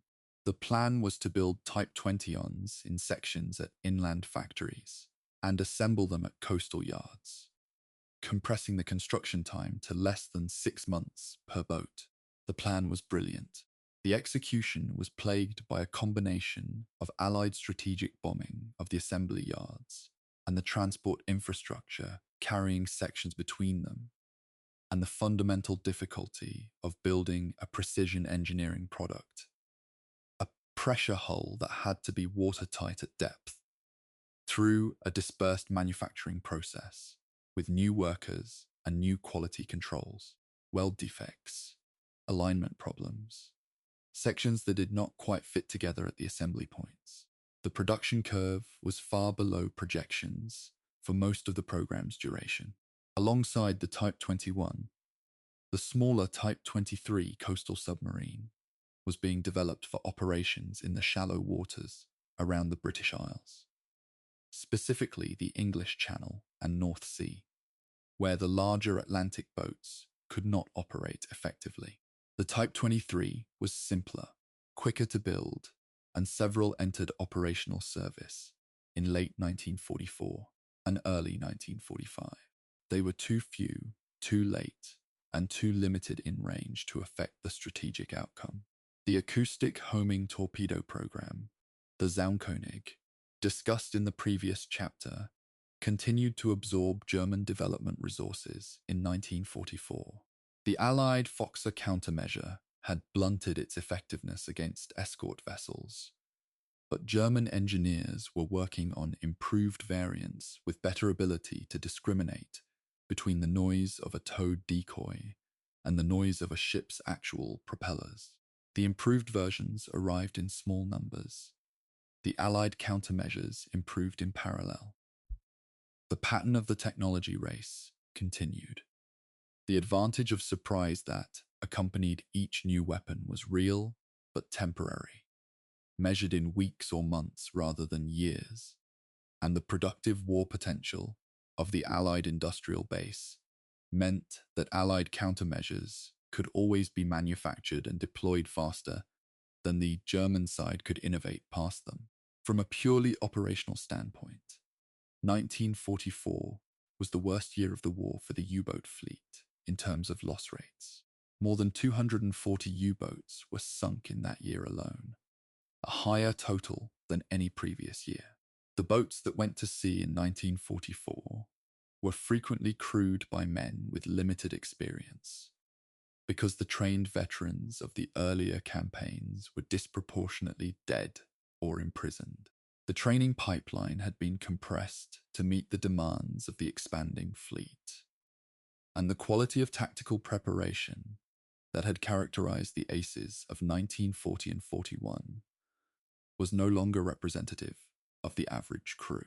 The combination of inexperienced crews, an operationally transformed mid-Atlantic, and an Allied anti-submarine force that was now genuinely experienced, well-equipped, and tactically sophisticated, produced a mathematics that ran only one way. The human cost of this period, for the U-boat crews, was, as noted in the previous chapter, catastrophic. Dönitz knew it. His son, Peter Dönitz, was killed in U-boat service in May of 1943. His other son, Klaus, was killed in a patrol boat action in the English Channel in May of 1944. Whatever one concludes about Dönitz, as a commander and as a figure in history, the record shows that he bore personal losses of the kind he was asking his men to bear. Whether that changed his calculus about continuing to send men to sea in conditions that offered such slender chances of survival is a question that historians and ethicists have argued about since the end of the war, and the argument has not been resolved. Chapter 14. The Final Convoys. The Atlantic War in 1944 and 1945. The last phase of the Battle of the Atlantic, running from the summer of 1944 to the German surrender in May of 1945, has a quality in the historical record that is different from the frantic back and forth of the middle years. The strategic outcome was already determined. The Allies had won the campaign, in any meaningful sense, by the summer of 1943. What remained was the question of how long the Germans would continue to fight it, at what continuing cost to both sides, and whether any of the new technology coming out of the German yards would change the picture before the armies advancing from east and west reached the submarine pens. The Allied landings in Normandy on the 6th of June, 1944, the largest amphibious operation in history, represented the practical result of winning the Atlantic battle. The men, equipment, fuel, vehicles, ammunition, food, medicine, and engineering material needed to land and sustain an army of liberation in France had been crossing the Atlantic and accumulating in British ports for 2.5 years. Every Liberty ship that had made that crossing safely, every convoy that had arrived at Liverpool or Bristol or Glasgow with its cargo intact, had contributed a portion of what was stockpiled in staging areas of southern England. The Atlantic campaign and the Normandy campaign were not separate stories. The second was only possible because of the first. In the weeks immediately following the Normandy landings, German submarines made strenuous attempts to attack the invasion fleet and the supply convoys feeding it. Several Allied vessels were sunk in the Channel area in June and July of 1944, and the U-boats operating in the shallow mine-strewn, heavily patrolled waters of the English Channel achieved some tactical successes, but the scale of the Allied naval presence in and around the invasion area was by this stage overwhelming. Hundreds of warships, thousands of landing craft, continuous air coverage from both land and carrier aircraft, and a coastal convoy system so thoroughly organized that the logistics of the invasion flowed largely as planned, despite the U-boat interference. The U-boat operations in the Channel were not without cost to the Allies, but they did not, and could not, alter the strategic trajectory. The Arctic convoys to the Soviet Union, running from British ports northward around the top of Norway to Murmansk and Archangel, had been a continuous element of the Allied supply system since the summer of 1941. The Arctic route was arguably the most physically demanding convoy run of the entire war. Extreme cold that iced up gun mountings and superstructures, perpetual daylight in summer that offered no darkness for concealment, perpetual darkness in winter that made station keeping in convoy almost impossible. German surface ships and aircraft based in the Norwegian fjords only hours away, and U-boats in the approaches to the Kola Inlet that received special reinforcement whenever a convoy was known to be approaching. The losses on the Arctic run were proportionally high. Convoy PQ-17, ordered in July of 1942 to scatter by the Admiralty after intelligence suggested a sortie by heavy German surface forces, was attacked piecemeal after dispersal, losing 24 of its 35 ships to aircraft and submarine attack. The scatter order, made on incomplete intelligence, was one of the most controversial single decisions of the entire battle, and the historiographical debate about its justification has continued for decades. By the autumn of 1944, the Allied armies, advancing through France and Belgium, were threatening the French Atlantic ports from the landward side. The U-boat bases at Brest, Lorient, and Saint-Nazaire came under threat of encirclement. The German forces holding those ports defended them with the designation fortress. Hitler's standing order that certain ports be held, regardless of their tactical situation, and the submarine pens, with their massive concrete roofs, were capable of sheltering boats that were no longer useful as operational assets because the approaches were too dangerous. The U-boats evacuated the French bases progressively through the summer and autumn of 1944, returning to Norwegian ports, Bergen, Trondheim, and Kiel, which now became the primary operating bases for the dwindling fleet. The Norwegian ports brought their own problems. The transit routes from Norway to the North Atlantic were heavily patrolled by Allied aircraft operating from Iceland and the United Kingdom, and the Schnorchel, while it helped, did not make the transit safe. Allied intelligence, reading German naval communications with an efficiency that had no parallel on the German side, tracked U-boat movements from Norwegian ports with a precision that allowed patrol aircraft to be directed to intercept with considerable success. A boat departing Trondheim for an Atlantic patrol in the winter of 1944 faced a gauntlet before it even reached the open ocean. The very last significant convoy battle of the Atlantic War took place around Convoy HX 348 in the late autumn of 1944, by which point the numbers of operational U-boats at sea simultaneously had shrunk to a fraction of the peak figures of 1942 and 43, and the escort forces had been refined over 5 years of hard operational experience into a genuinely formidable force. The outcome was not in doubt. The convoy arrived. The U-boats did not break through. The final Type 21 submarines, U-2511 and U-3008, left Norwegian ports for their first operational patrols in late April of 1945. They were operational.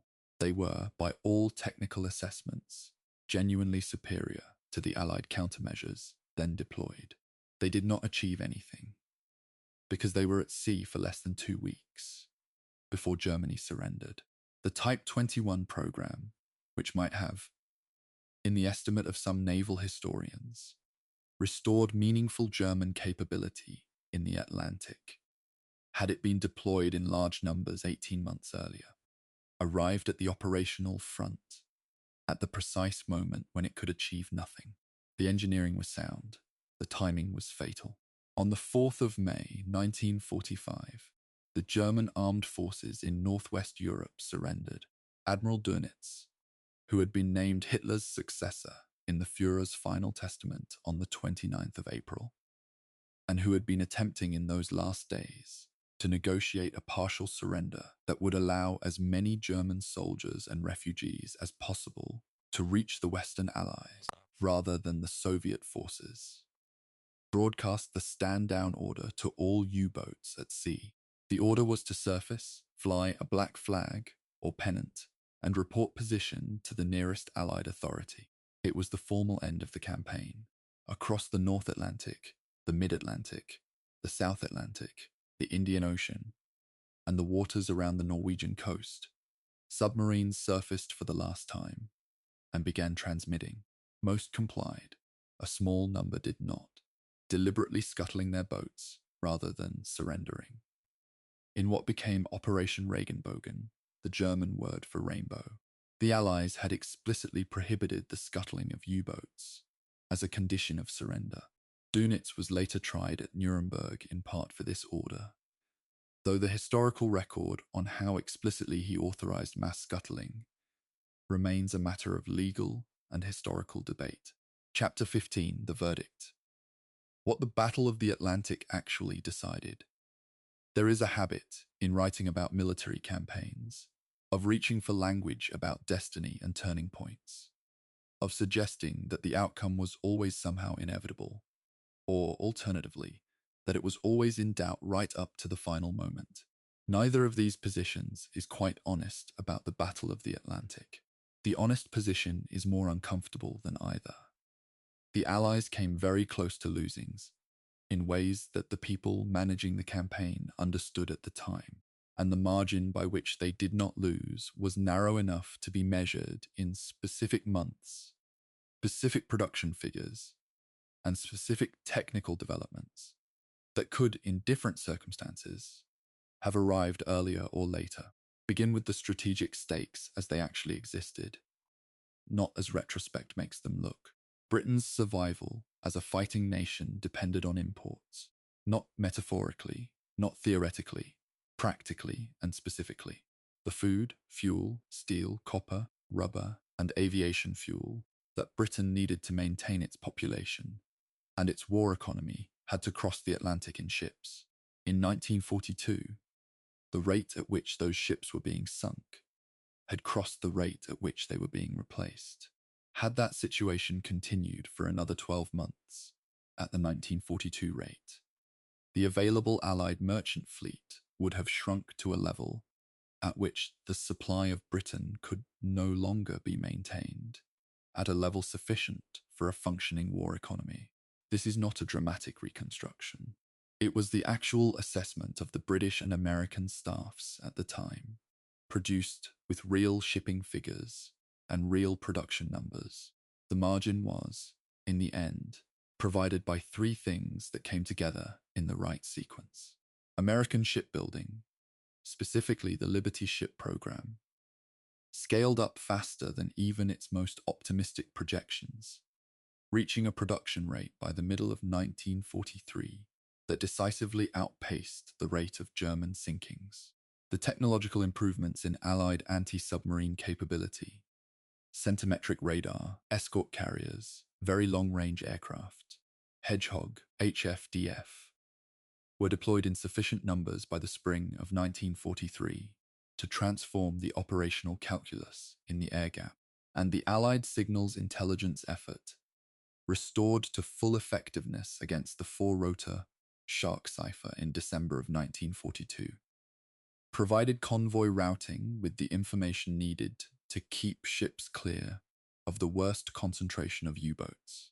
Remove any one of these three factors, and the outcome of the spring of 1943 is considerably less certain. The German side's path to defeat is also worth examining with some precision, because popular accounts sometimes suggest that it was simply a matter of Allied material superiority, overwhelming German capability. The material argument is valid at the macro level, but it misses the specific failures of the German effort that accelerated the defeat. The decision to prioritize the surface fleet in the years before the war meant that Dönitz had fewer operational submarines in September of 1939 than his own doctrine required. The torpedo defect crisis of 1940, which resulted in U-boats failing to sink ships they had correctly located and attacked, wasted operational effort at the moment when the advantage of surprise and Allied unpreparedness was greatest. Hitler's obsessive preoccupation with Norway repeatedly diverted submarines from the Atlantic at critical moments.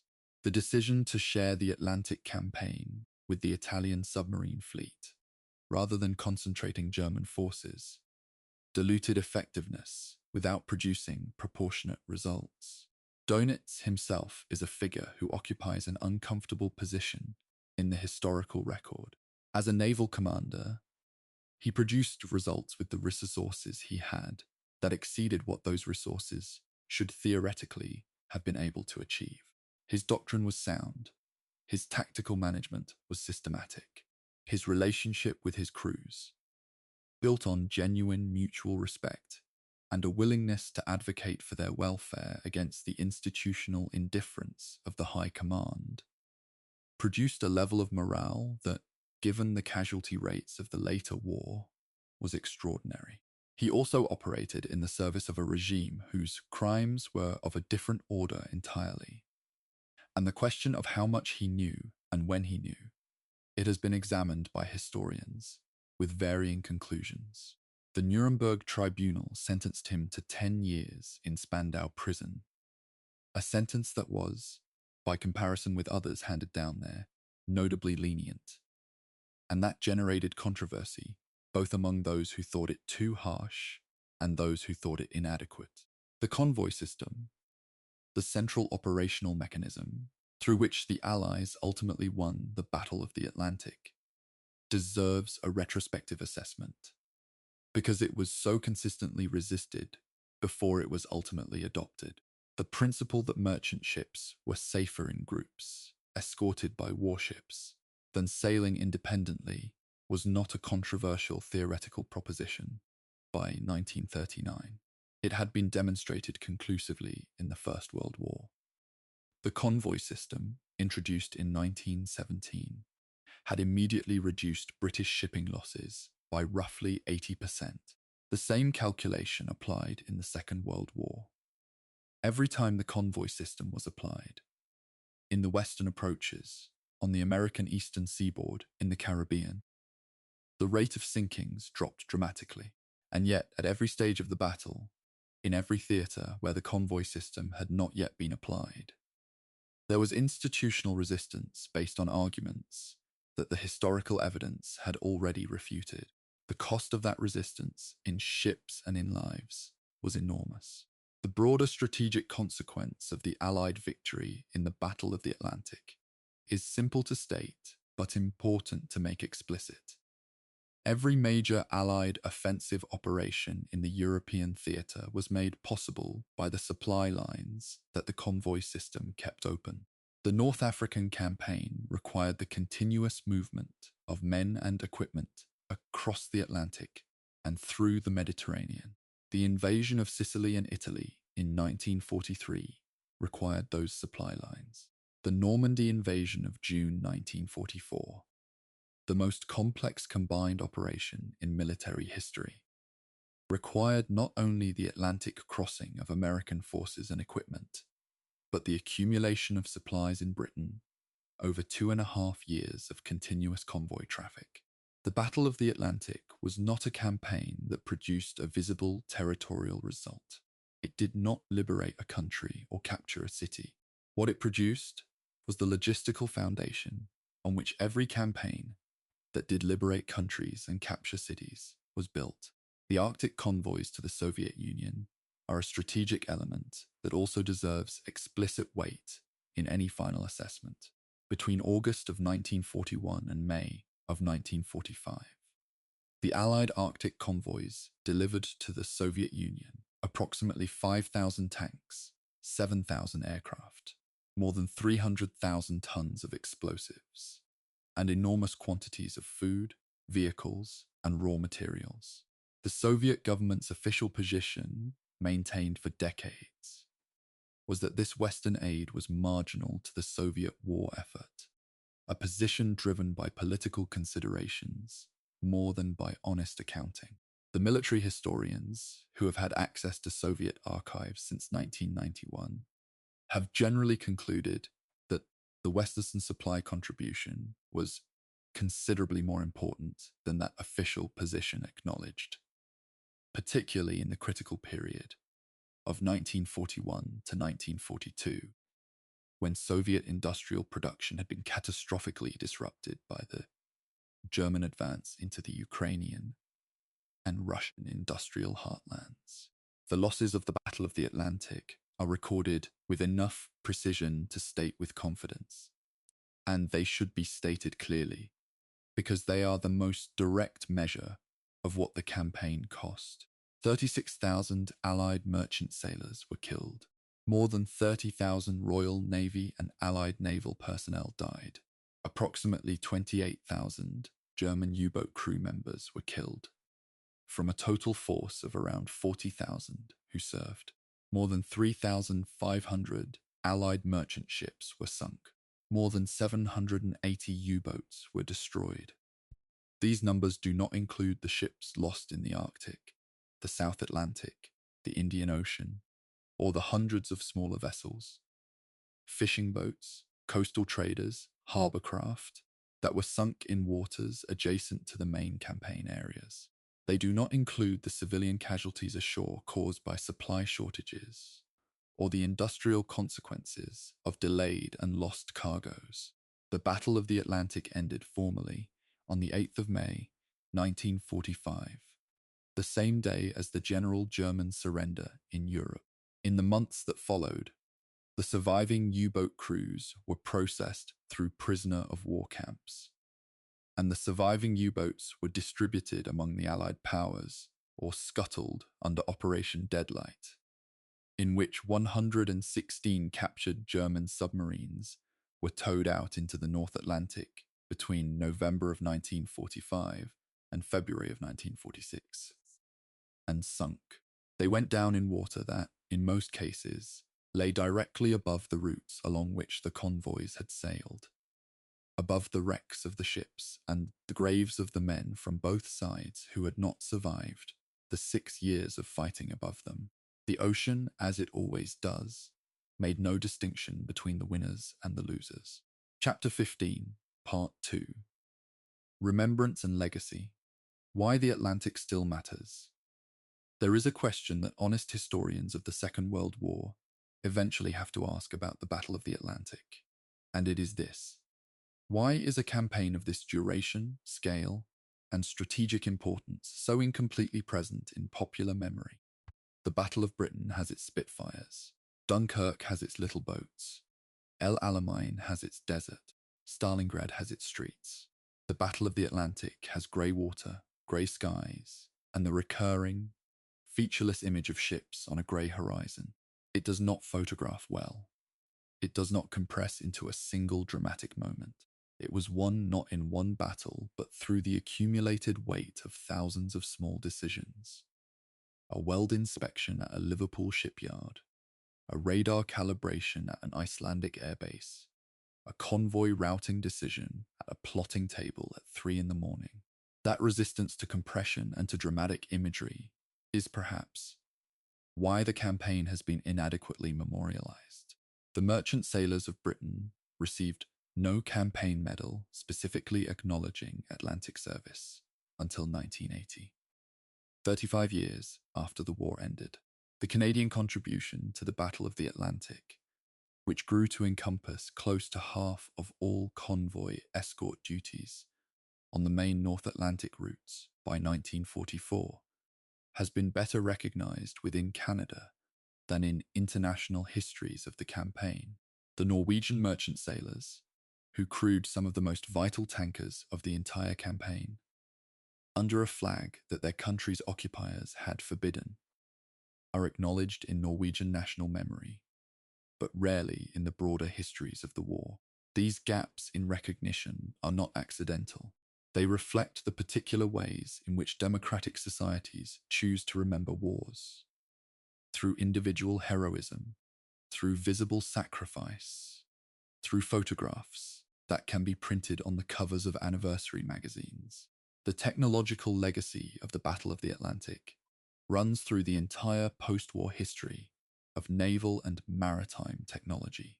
The cavity magnetron, developed for centimetric radar, became the foundation of microwave technology generally, including, eventually, the microwave oven, which is probably the most domestically mundane descendant of a weapons program in all of industrial history.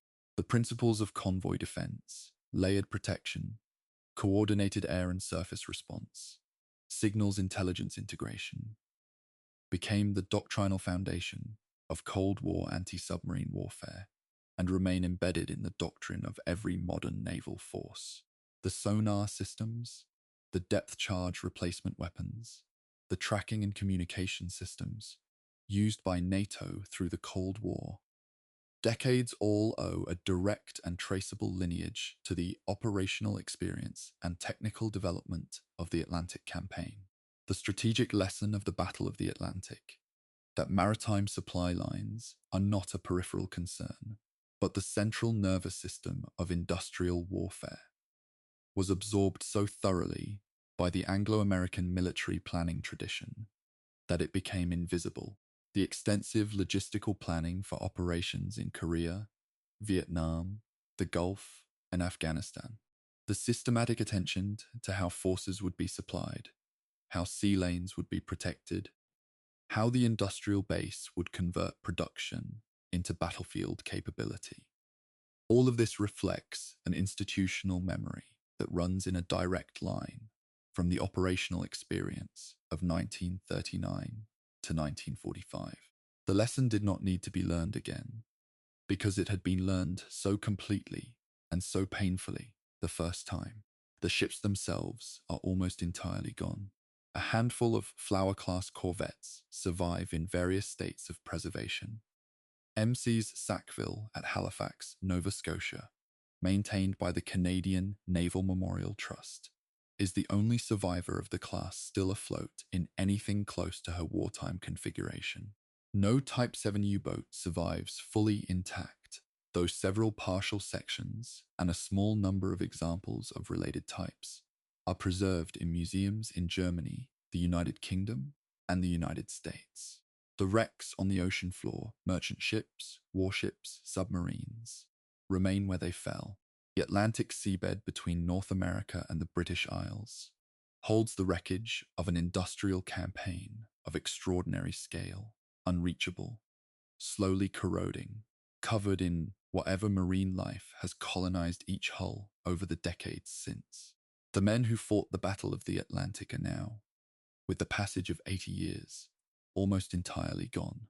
The last veterans of the early convoy battles, the able seaman who was 17 years old on a Flower-class corvette in the Western Approaches in the winter of 1940, the merchant sailor who survived the sinking of his tanker in the Caribbean in 1942, the telegraphist who sent the distress signal from a torpedoed freighter in the mid-Atlantic in the worst months of 1943, are no longer available to speak for themselves. What remains is the record, the convoy reports, the ASTIC logs, the torpedo attack assessments, the survivor testimonies collected by naval historians in the decades immediately after the war, the letters and diaries that families have preserved and occasionally donated to archives in Liverpool, Ottawa, Washington, and Hamburg. The obligation that falls to anyone making or watching a documentary of this kind is the same obligation that falls on any act of historical attention. To look at the record honestly, to resist the temptation to simplify what was genuinely complicated, and to hold the scale of what happened, not in a single dramatic gesture, but in a sustained willingness to stay with the numbers, the timelines, the decisions, and the costs until they have been properly understood. The Battle of the Atlantic was not a clean story. It was not a story in which the right side always made the right decisions, in which the technology always arrived on time, in which the men who deserved to survive always did.